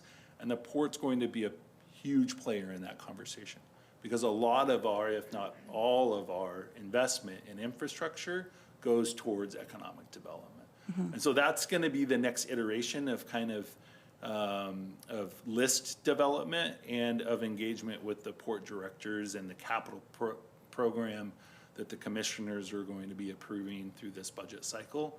And we'll be incorporating that into the SEDS document because that will give opportunity for other grants, mm-hmm. federal grants, state grants, which really is what the SEDS tool is to be done, is to leverage that comprehensive economic development work for federal funds, EDA funds. I don't have that one. Economic development, I don't have that one.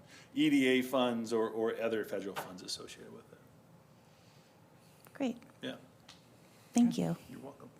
Yeah, and really appreciate the thought and care in trying to cover all of the ground and all of the stakeholders. Yeah, and then just the last piece, the document is here for the economic development practitioners. It's kind of a dense topic, and so it will probably be a lot of words in the report. We also are developing ways to kind of have some outreach materials associated with it. So 3 or 4 pages that really gets to the heart of it to be able to get to businesses and others. And then I think next step associated with that would be how do we think about having more of a website format and platform to communicate this work outwardly to the community and to the businesses. And so that's top of mind as we move forward. Is this report like a requirement? Do we have to do this every year? Is it like a state mandate? We do this? It is not a requirement. Jennifer's probably in the background saying, yes, it is. I don't believe it's a requirement, but it is a helpful tool to leverage for state and federal grants. Yeah. And without it, there is a lesser likelihood that those grants are going to be available. Some jurisdictions actually get paid from the EDA, the federal EDA, to do this work. We've decided not to get the federal dollars so that we can have a little bit more strategy that's locally and not completely tied to some of the federal requirements once they give you those funds. Do we grade our previous SEDS? Because we've done these before. That was very professor-like of you. The port, this is the second time the Port of Bellingham's going to go through the SEDS work. I haven't gotten to the point that I see value in grading the first one. I have gotten to the point of learning from the first one and making sure that this next iteration is much more actionable and much more able to report on it. Mm-hmm. And so let me think about how I can talk with the commission and answer your question as we move forward to that effect. Yeah. I think what I just want to avoid is that we identify the same thing every 5 years Yeah. and then haven't accomplished it. Yeah. So that's an unsatisfying SEDS report. Yeah. That's an unsatisfying anything. And Yeah. so- And I think, maybe you could use the grading analogy when you do your year-end review and report out, like where are we in that? Yeah, and I would process. say like, just, it's been hard to report out the economic development accomplishments.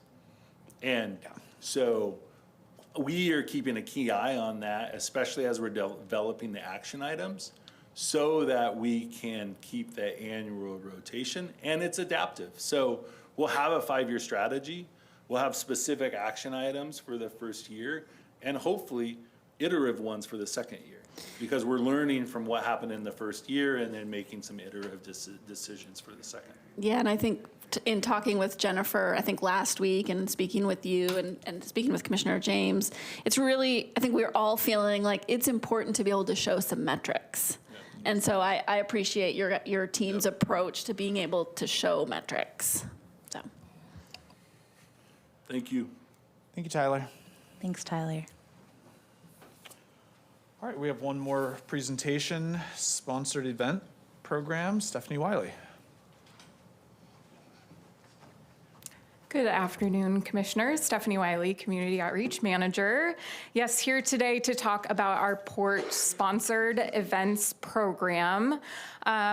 In my presentation, I'm going to talk a little bit about all of the events that we currently include in what we call our primary sponsorship slate of events. I am also going to talk a little bit about a couple of requests for proposals for events that we want to go out for 2027, and then have a little bit of a discussion around a proposal for enhancing our program around sponsored events and making that process a little bit more transparent and accessible for folks that want to approach the port about sponsoring their events.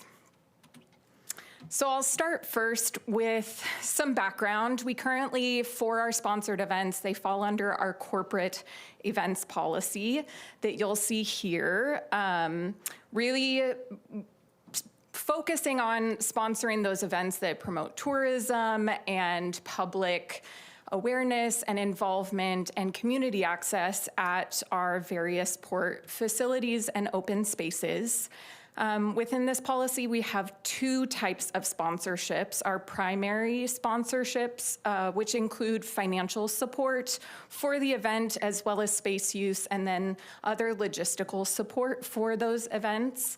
We also have secondary sponsorships, which are strictly in-kind sponsorships for use of space. For most of this presentation, I'm going to be focusing on those primary event sponsorships because they're a slightly larger impact for our port resources.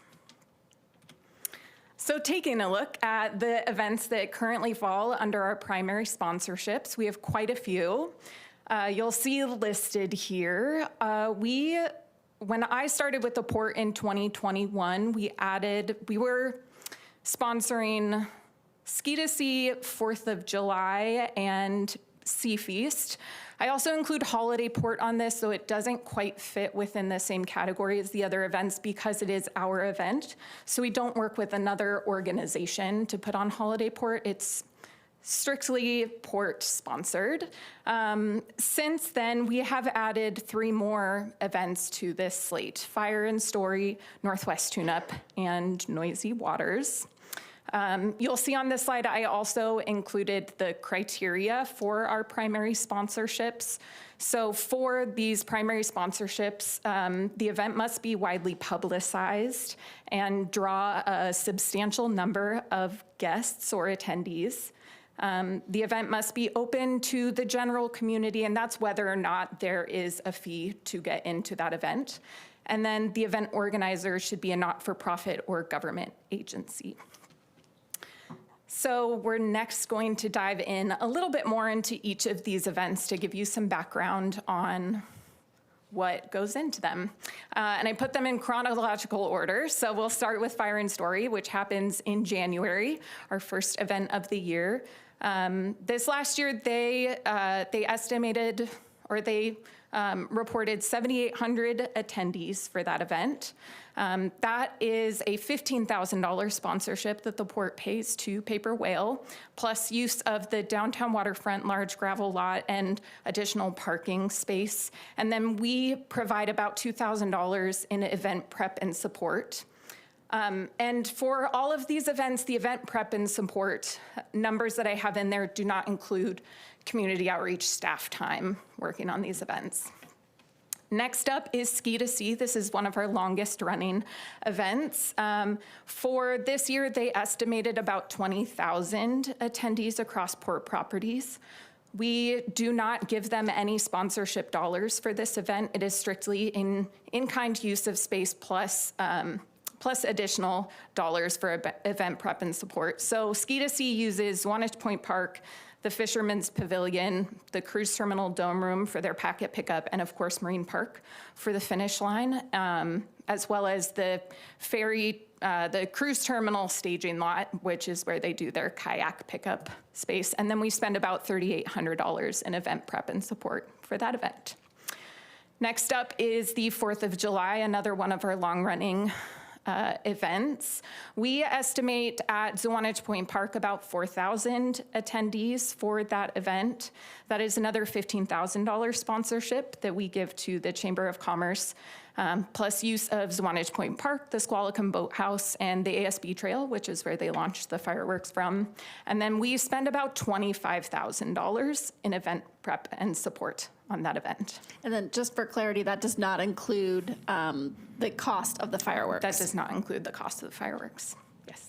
Who purchased the fireworks? The Chamber Fund sponsors. Yeah. Okay. And what does the 25K go for? Why is that one so much higher for event prep? Is it staffing for? It's, it is, for the 4th of July, we provide just a lot more event support for that. We pay for all of the portable toilets. We pay for garbage, recycling, and food waste. We pay for Parking lot security, and we pay for traffic control for the exit from the property. So those are pretty significant amounts that we spend on that. And then the chamber focuses on the festival itself and getting the activities and engagement opportunities for the festival. And then the fireworks are separate. Next up is Northwest Tune-Up, which we just had this last weekend. These numbers are from last year, by the way, so I don't have the numbers yet from what this year's Northwest Tune-Up was, but they estimated about 13,000 attendees for that event. Another $15,000 sponsorship. They use a lot of the downtown waterfront, the small gravel lot, the Paulson Stage and Lawn, the large gravel lot, the parking lots, and the pump track. And we spend about $2,000 in event prep and support for that event. In August, we have Noisy Waters Mural Festival. They estimated, I think, between 7,000 and 8,000 attendees for last year at that event. Another $15,000 sponsorship. Use of the downtown waterfront small gravel lot, Paulson Stage and Lawn, and about $1,500 in event prep and support. And then we have Sea Feast. They estimated about 14,000 attendees last year for that event. We give them a $20,000 sponsorship, plus use of Zwanich Point Park, the Fisherman's Pavilion, the Squalicum Boathouse, parking lots, and then about $10,000 in event prep and support for that event.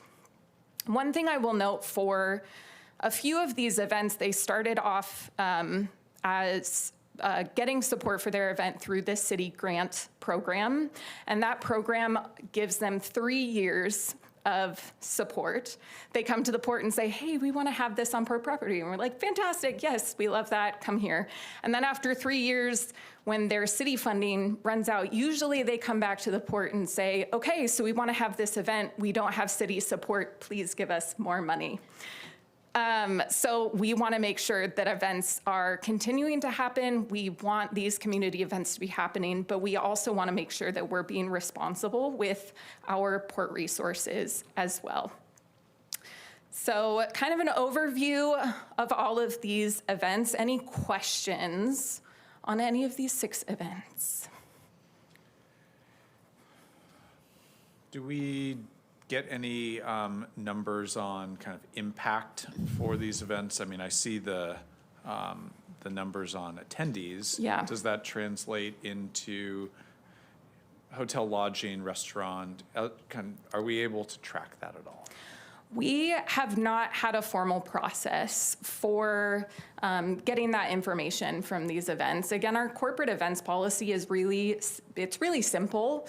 Yeah. And the later slides that I have, I've put together a proposal for a sponsorship program that would require some of that reporting, that it would be, okay, we're investing this much into your event, and we want to know how it went. Did it meet the goals that we thought it was going to meet? Is it bringing people into the community? Is it getting those heads in beds? So that is something, we just don't have a process for gathering that information. Right now, we can certainly ask, but there's nothing requiring the events to share that information with us. So that's the goal with enhancing our sponsorship program, is laying out what we expect back from those events to make sure it makes sense for us to invest those resources into their events. Yeah, I think. Yeah, I don't know exactly how we would get that data. Yeah. But, I Well- think it would be interesting, and we can also potentially identify, are these hitting calendar Yeah. points in the calendar where we are really looking for, whether shoulder season or winter, Yeah. where we're really looking for tourism, and Yeah. it doesn't naturally happen. Yeah. And so that these are really helping to spur and enable that Yeah. tourism that we're wanting to see in places that, otherwise when January is not hot tourism Yeah. in Whatcom County, What? unless you're going to Baker. Yeah. Yeah, part of the reason to start this discussion is because, as you can see, we have quite a few, and on the other side of COVID in 2021, when we were trying to reactivate and people were so excited to gather, and we were like, yes, come down to the waterfront, but now we have heard feedback, well, how do I talk about my event? And so to really formalize our program more closely so it's transparent, so people know how that they could have an opportunity to do that. And then also, I believe there is data required, certainly for the city sponsored events. There's reporting for that needs to be done, and tourism does track that. Yeah. We don't formally, or we haven't in the past. But this is really to start to get the commission thinking about budget season and how do we want this program to look for being equitable and fair for folks. So that's really providing you the data for more discussions in the future. Yeah. And to your question, a lot of these events do get LTAC dollars, they do get tourism dollars, and they are required to be tracking that information to make sure that they're meeting those goals for tourism. Okay. Yeah. It would be interesting for us to be able to see that too. Absolutely. Yeah. It would be really helpful, but also acknowledging the burden, like not wanting to create a burden for nonprofits and events, but perhaps partnering with tourism or even Downtown Bellingham Partnership, other organizations that can relieve the burden, but get us that information. Well, and I think part of the process of introducing a new sponsorship program will be conversations with the event partners that we currently have, to ensure that we're not placing a heavy burden on them, but we are, as Tiffany said, creating a more transparent process. It's super, just to be really frank, it's super difficult when we get phone call. I mean, we get them often for sponsorship, and it's hard to say no or to explain how we got to here, and we don't think it should be that way. So just trying to get it all a little bit more transparent. Yeah. Okay, next. We'd like to say yes too. We don't want to Yes. just say no, but Yeah. Next, I'm going to move on to a couple of requests for proposals that we want to put out for 2027. And the first one, maybe from our last slide, won't be a huge shock, but we would like to put out a request for proposal for the 4th of July. It is an event that we invest a lot of port resources into and have had a lot of discussions about what that event could look like, and just feel like it is time for a refresh on that. We want to open up the opportunity for proposals for what that could look like on our waterfront. With this, we would be seeking a proposal for the Independence Day Festival, so what happens down at Sawanich Point Park leading up to the fireworks show. The goal of the event is an inclusive, accessible, family-friendly, and community-focused event. And looking at, live music and entertainment, food and retail vendors, a beer garden, children's and family activities, and some sort of Independence Day ceremony or commemorative program. And then the festival would culminate in that traditional fireworks show, which the Chamber of Commerce will continue to manage. So that will remain separate. The Chamber will continue to put on the fireworks show. The festival would be separate from that, but leading up to the fireworks show. And then the port, again, would continue to provide financial and operational support for the event.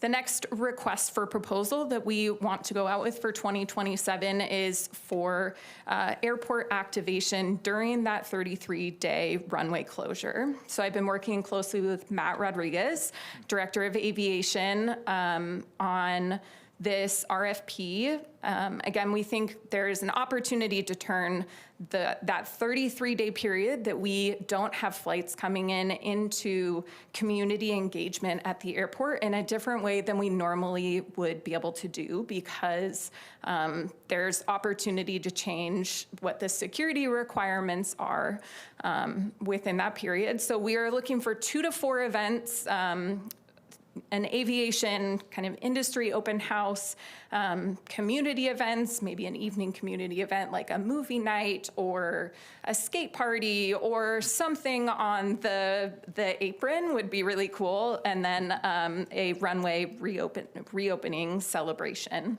And there is flexibility within that RFP for us to choose multiple events. So we don't just have to award to one proposal, but we could award to multiple, depending on what that looks like. And making sure that those proposals are also including development of other sponsorship opportunities, so the port would not be taking on like the full weight of that financial burden of those events. Any questions on either of those RFPs? Are they live right now? They're not yet live, yeah. We're notifying you first. Yes. And these will come with financial sponsorship from us? The 4th of July Festival would come with financial sponsorship, so that's part of it, is working out that timing with when the budget gets approved, making sure that folks have enough time to put in a proposal and plan for it, so we're not awarding and saying, yes, you get this, in case, for whatever reason, the budget gets changed before that. So, and then with the airport activation, I think we would probably include some sponsorship, but Matt and I have to talk about that more and what that looks like for community outreach budget and airport budget. Right. Okay. Next up, I'll get a little bit more into the event sponsorship program proposal that I mentioned earlier. So the purpose of this program proposal is to really align our port-sponsored events with our mission, our strategic priorities, community engagement goals, and economic development efforts. So really just making sure we're being intentional about where we're spending those port resources. It is also meant to increase the accessibility for organizations seeking port sponsorship and creating more equity and transparency, instead of saying, these are the events that we've always done, but here's the process for you to apply or request a sponsorship for your event. So our proposed sponsorship structure would still include that primary sponsorship and secondary sponsorship, but the process for those would look a little bit different. So for primary sponsorships, we are recommending a annual application cycle that happens every year so that events know, okay, this is when the applications for port sponsorships, those primary sponsorships open, here's when that closes, here's when we'll be notified, to make it as clear as possible. And again, that may include direct port funding. And we'll have the same criteria as our current primary sponsorships. Secondary sponsorships, again, those are the requests for use of space. We get a lot of those requests pretty constantly for our event spaces, and that would be quarterly application cycles, support provided through facility fee waivers rather than direct dollars, and we are recommending up to 3 events per quarter. Within this program proposal, we also want to look at defining priority focus areas. So again, especially with secondary sponsorship requests that we get for use of space, we get all sorts of organizations asking us for use of space, and we want to make sure the events that we are saying yes to make sense for our mission, our strategic goals, and the things that the port is working towards. So those focus areas would be workforce, career, and leadership development, small business and economic development, environmental stewardship, and community building, public awareness, and tourism. And I don't know why it's not included in here. That's a miss on my part, but maritime industry as well would be a part of that. Within the program, we would also include, as I mentioned, an evaluation and accountability process. So we would be looking at giving priority to projects, events that align with the port's mission, provide high community and economic value, enhance awareness of port facilities, and demonstrate strong planning and financial stewardship. So again, that would come in the application process. And then the accountability would be the post-event reporting. So making sure the goals that were proposed in that application process have been met, and that we are doing the annual review to make sure we are, again, being responsible with our port resources. We really think that this will establish that consistent, transparent process for events to be able to work with the port, and that will continue to connect to our mission and strategic goals. Any questions on feedback on the program proposal? Commissioner James? Do these events primarily, is the idea that they primarily happen on port property? Yes, so these are all events that would be happening on port property. We don't have currently something included in this proposal that would be asking the port to sponsor an event outside of port property. This is strictly for those events happening on port property because the goal is to get people to our port spaces, to get them to the waterfront, to make sure there is community access to our public facilities and lands. That makes sense, and I just want to acknowledge that our properties are clustered primarily here in Bellingham. Mm-hmm. So it feels like an opportunity for us, you know, the tourism dollars that we're bringing into Bellingham, there's an opportunity to spread that around the county if being on a port property wasn't part of every opportunity. Mm-hmm. Yeah. Yeah, I think building on that, we've talked previously about use of Blaine Harbor. Mm-hmm. And, you know, we don't have any events in Blaine Harbor. Yeah. Could we create one of those opportunities or one of those requests for proposals for something that really is an activation opportunity in Blaine Harbor? Yeah, absolutely. I think because- there's a lot of opportunity up in Yeah. Blaine. Yeah, that's good Yeah. feedback. Yeah. And we do have an event there. You may make Andy mad if you miss his event. So there's one event there. You're right. There are a couple events, I think, that Andy Peterson, the Blaine Harbor Master, partners with the City of Blaine and Blaine Chamber of Commerce. So they also have a 4th of July fireworks show out there. It is interesting because we do provide port support for a few events. It just currently is coming through Blaine, through marinas, which would be great to reroute that through community outreach. So it's kind of within that same scope. But I think there is absolutely opportunity to have one of those like larger primary events, primary sponsored events up in Blaine. Somebody remind me of what the name of the August festival is in Blaine.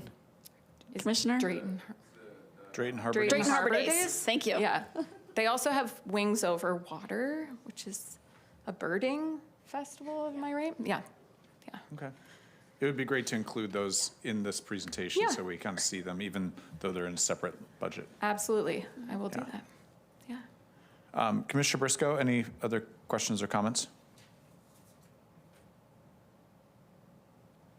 No, I'm good. Okay. I just have one. If you could back up to, no, one forward. So the annual application cycle is concerning to me. Okay. I worry that it doesn't just take 1 year to stand up these events. These events need more than a year of planning. And if they are having to wait part of a year to get an approval from us and a notification of funding, if they even have port property to use, I think that is not enough time for, thinking of TuneUp. TuneUp has Sea Feast. The sponsorships required, the planning, the organization, the volunteer coordination. I think that needs an entire year of time. And I'm concerned that they would not have that if we had an application process midway through the year. I feel like this needs to at least be a 2-year cycle. That is absolutely fair feedback. And the other thing, Tiffany and I were actually talking today about one of the things we're interested in conversations with our event partners is for some of those events as well, larger events like Northwest TuneUp that get really big sponsors. A lot of times for those events, they have to have a multi-year contract to get the sponsors on board. So that's another piece as we're looking at this program. Does it need to be a 2-year cycle with the potential for a 3-year contract? So I think there's definitely, this is not even close to written in stone. This is very much draft form. And I think we would not even be looking at implementing something like this. It wouldn't be happening this year, maybe 2027, but I could see it starting in 2028. I think it's going to be a long process to make sure we're setting this up correctly in a way that will benefit the port and benefit the events that are approaching us. Yeah, I fully expect when Stephanie starts talking to the groups she works with that this will be some of their feedback. Yeah, I just know, events like TuneUp, they bring so many people here. They work so hard to get sponsorships. They don't make a dime, right? Right. we know it's not a revenue source for the organizers, and so I'm just concerned if we are making it harder for them to do the work that they're doing. So let's make sure we get feedback from our organizers, from Sea Feast, from these other groups that are putting these on, before we feel comfortable moving forward here. Absolutely. Yeah. Okay. All right. Very exciting to have a more accessible and transparent and clear process and system for partnering with the port for events. So thank you. Yeah. Thank you. Okay. All right. That brings us to the end of our presentations. And that means we are at end of meeting public comment. Please.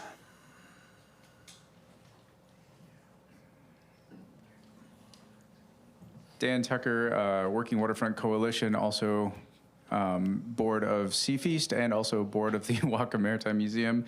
And if you watch Instagram, runner and walker extraordinaire.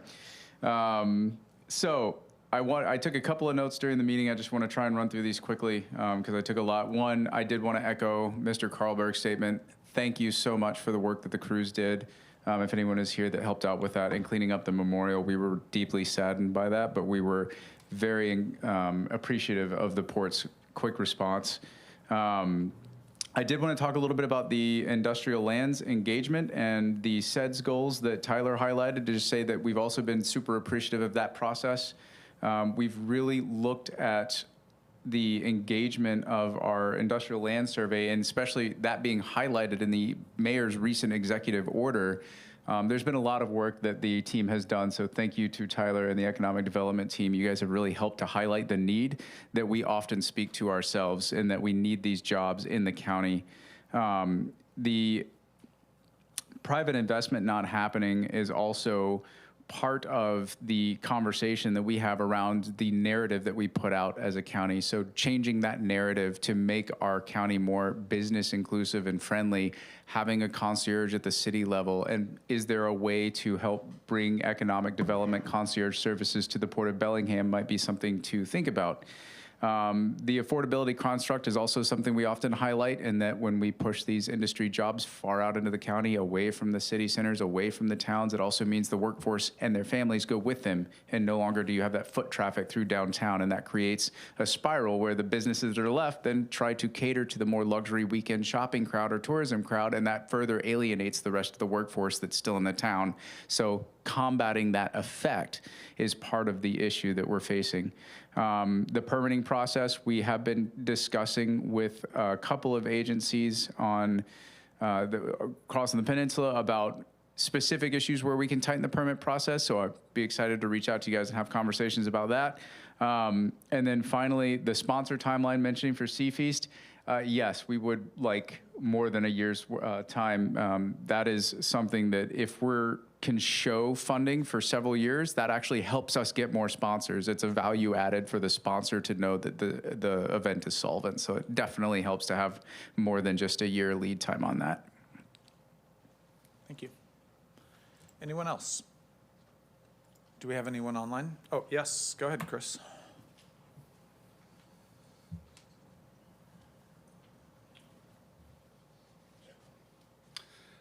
Good evening, Commissioners. Chris Elder, a resident of Acme, candidate for District 5 Port Commissioner and recovering Whatcom County staff person.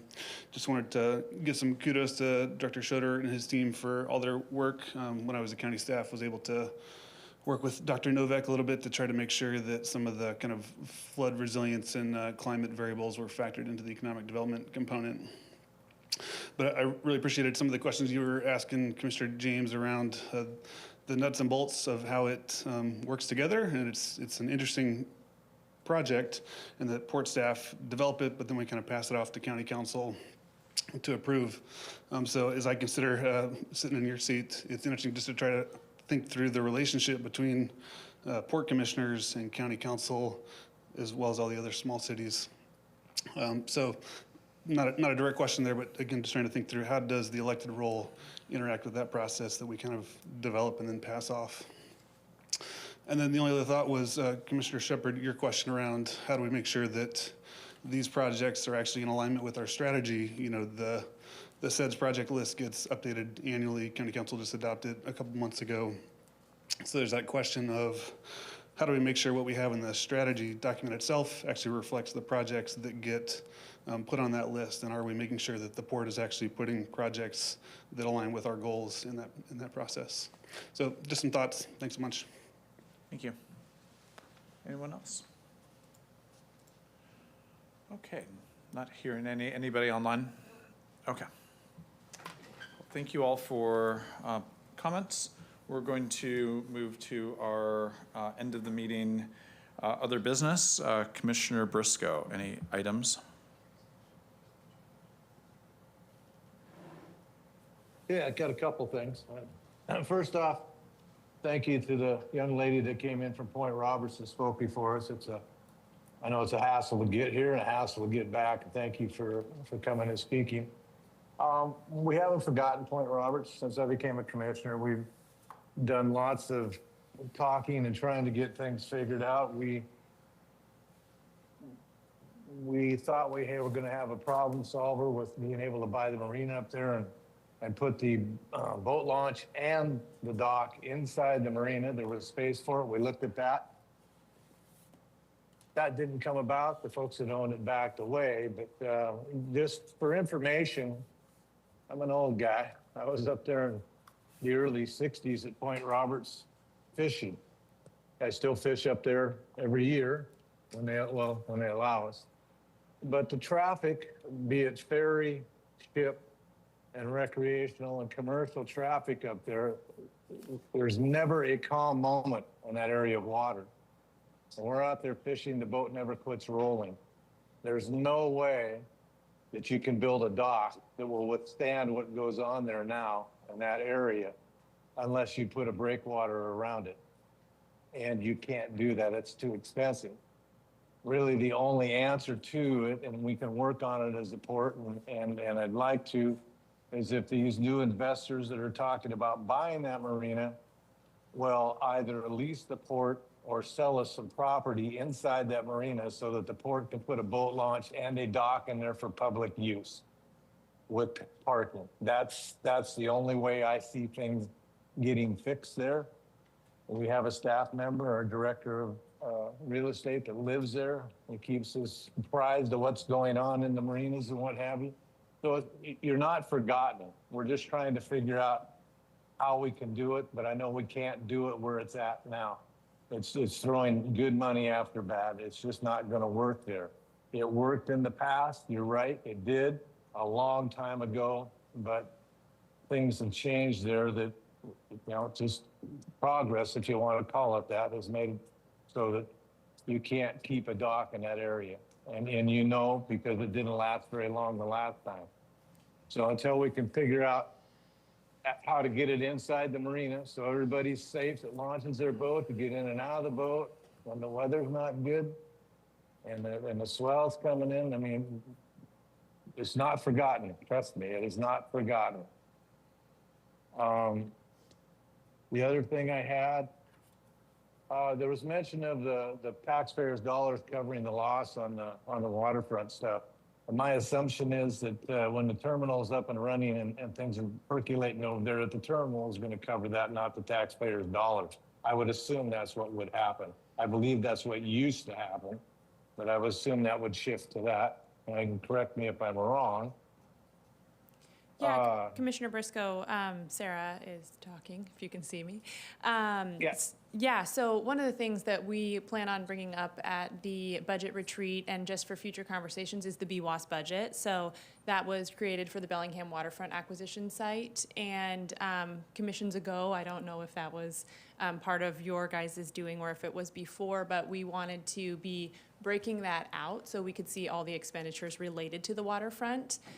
When in theory, yes, some of that should be going to the shipping terminal, to real estate, to open space. It is kind of a cluster of all of those budgets, so definitely something that we can talk about in the upcoming budget discussions. Okay. And then I kind of spoke to it, and I'll reiterate. Our biggest deterrent for business parks and injection of money by private companies into this county is our permitting process, and everybody knows it. Everybody knows it, but we're not fixing it. I mean, we talk about it, we poke at it, we throw around some ideas in meetings, we're not getting the job done.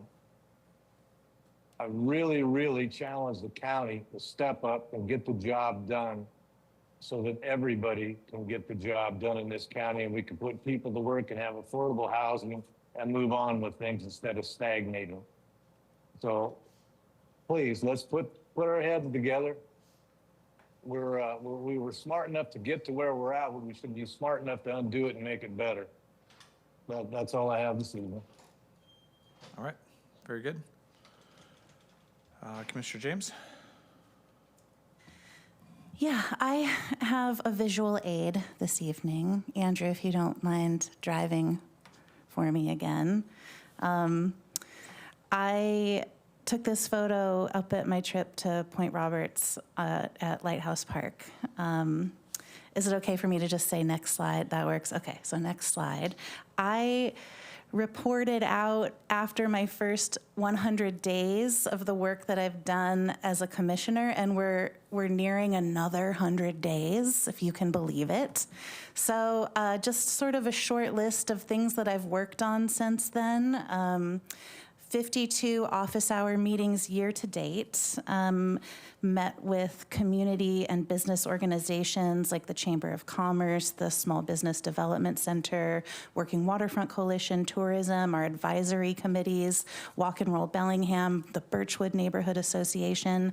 I've met with port tenants. I participated in a commercial fishing stakeholder workshop, attended the Blessing of the Fleet events at both Blaine and Squalicum Harbor, attended an audit entrance conference, participated in my first budget retreat for planning for 2027, attended the WPPA spring meeting in Stevenson, Washington, got to tour the Portland Airport to learn about its public art program, participated in government-to-government training in Olympia to strengthen my understanding of tribal sovereignty. Over just the past couple of weeks, I've toured the Bellingham Shipping Terminal facility. That was a wonderful tour for those of us that got to participate. I hope that we do it again. I enjoyed celebrating the fireworks and attending Northwest Tune-Up, and then last week had the opportunity to speak with the Point Roberts Taxpayers Association. So I just wanted to share something personal on the next slide. This weekend, my dog passed away, and I wanted to just take this moment for a couple of reasons. You'll see it's not a typo. Lila was in her 23rd year. And I do think that there is a gift to being in grief, because I am a relatively lucky person and I live a very charmed and happy life. So being sad, like I'm sad right now, and being in grief really breaks your heart open to feeling our collective grief. And I think that part of the work that we're doing here at the port, because we're dealing with, you know, all of our stuff here in Whatcom County, managing our collective grief is part of that equation. And so I feel like in this tender moment, I can see that, and I see how we are navigating through a feeling of loss for culture and traditions, and homes to flooding, and loss of long-standing downtown Bellingham businesses, and in Point Roberts, the loss of infrastructure and safe public access, and just across our county, a feeling of loss for economic opportunities. So I can't give us an answer to all of that other than to say that I feel that, and I'm at this special place right now where I can acknowledge it and see it as part of the important work that we do. And also just to memorialize Lila here at this public meeting, to live on YouTube forever. The first picture is her at the spry age of 15, and the last picture was her just a couple weeks ago, blind and deaf, but enjoying some sunshine in the yard with the flowers. So the next slide, please. I had a couple of questions from the Point Roberts meeting about work that we on the commission are doing. And so I thought that this would be a good moment to share something that I've been developing. Some of you have seen it, I have talked about it, but as a new commissioner, I have described this process of just like drowning in paragraph summaries, and it's all feels very sprawling. This work is very sprawling. So what I have done in my systems brain, and my brain that really loves a data visualization, I'm working on a knowledge base, and this is the goal of my knowledge base, is to organize commission meeting agendas, staff updates, and community engagement.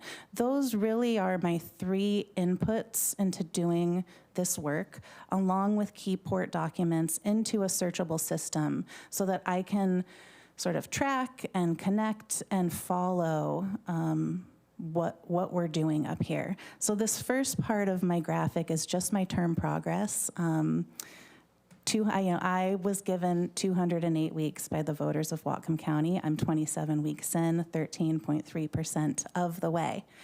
Go team. Next slide, please.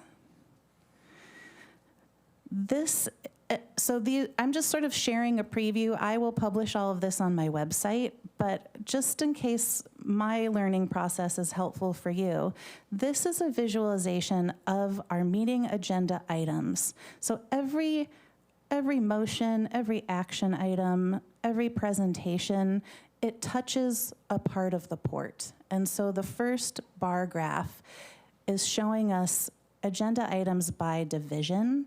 So you can see that a lot of the time that we spend up here, we are overseeing the lines of business of the port. And that's what the pie chart represents, is sort of the financial categories of these divisions. So it's been really interesting for me to see these numbers shift. Sometimes where, the airport is needing a lot of attention, but largely what we are overseeing for the people of Whatcom County are the lines of business of the port. Next slide, please. This one's a little bit, we don't have enough time to fully look at this, but this is for those of us that want to understand the actions and the decisions that we make. And so the first one with the small lines, this is like every individual action. And so quite a lot of receiving updates, which is an important part of oversight. But, going back to real estate, we've got a lot of leases, renewals. So this is sort of the way that my brain has broken this down and is tracking this work. Next slide, please. So the question that I got, one of the 2 questions that I got in Point Roberts was about the use of executive session. And so executive session is in Washington state law. There are very specific instances that we as a commission can meet outside of the public. And so I just added this after that conversation because, my experience of engaging in executive sessions, the work that we're doing is appropriate and correct. But what I've come to realize in this role is that compliance and transparency are not the same thing. So even though, from my perspective, we're engaging in this properly, if we're not reporting that back out to you, then I'm falling short there. So this is just to acknowledge that in the 12 meetings that we've had so far this year, there have been 8 with executive session. If you were to calculate our meeting minutes, we're spending about 33% of the time in executive session. And the RCW authorities listed below, I'm using shorthand. Each one of those relates to RCW code. I'm happy to share that if you want to reach out to me. But these are the reasons why we are meeting in executive session. Next slide, please. So the other thing that I do is if you book a meeting with me on my website, commissionercarly.com, you can just book a meeting right there. I'm tracking the number of meetings, and then I make notes about what I'm hearing from the community, so by theme or by port program or site.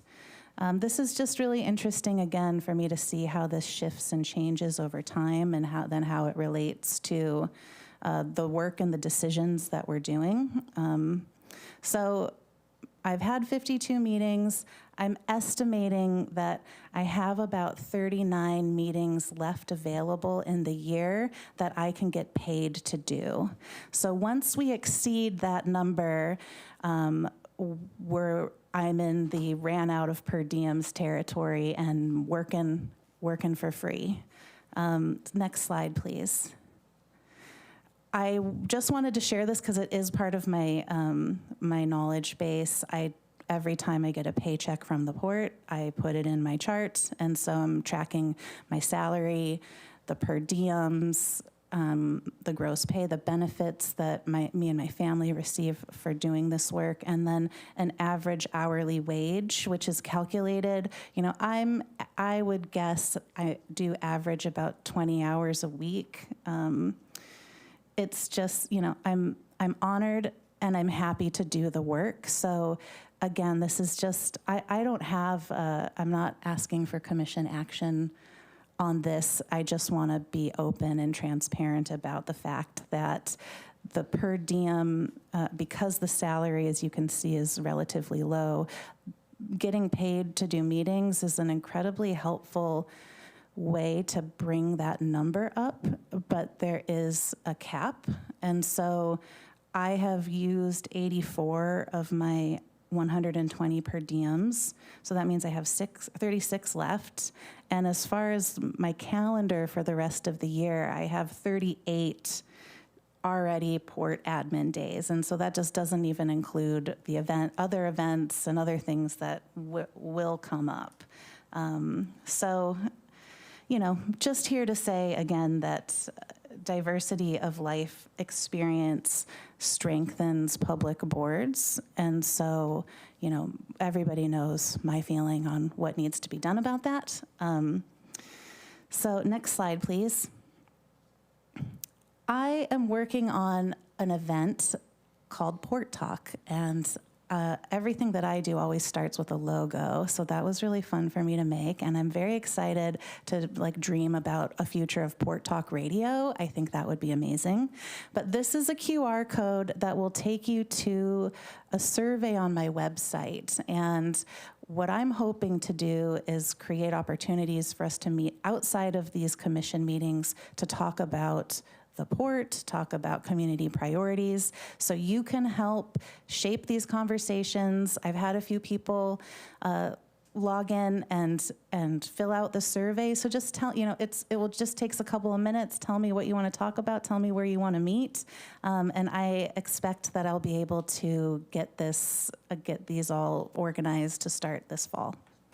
So that is what I have for you.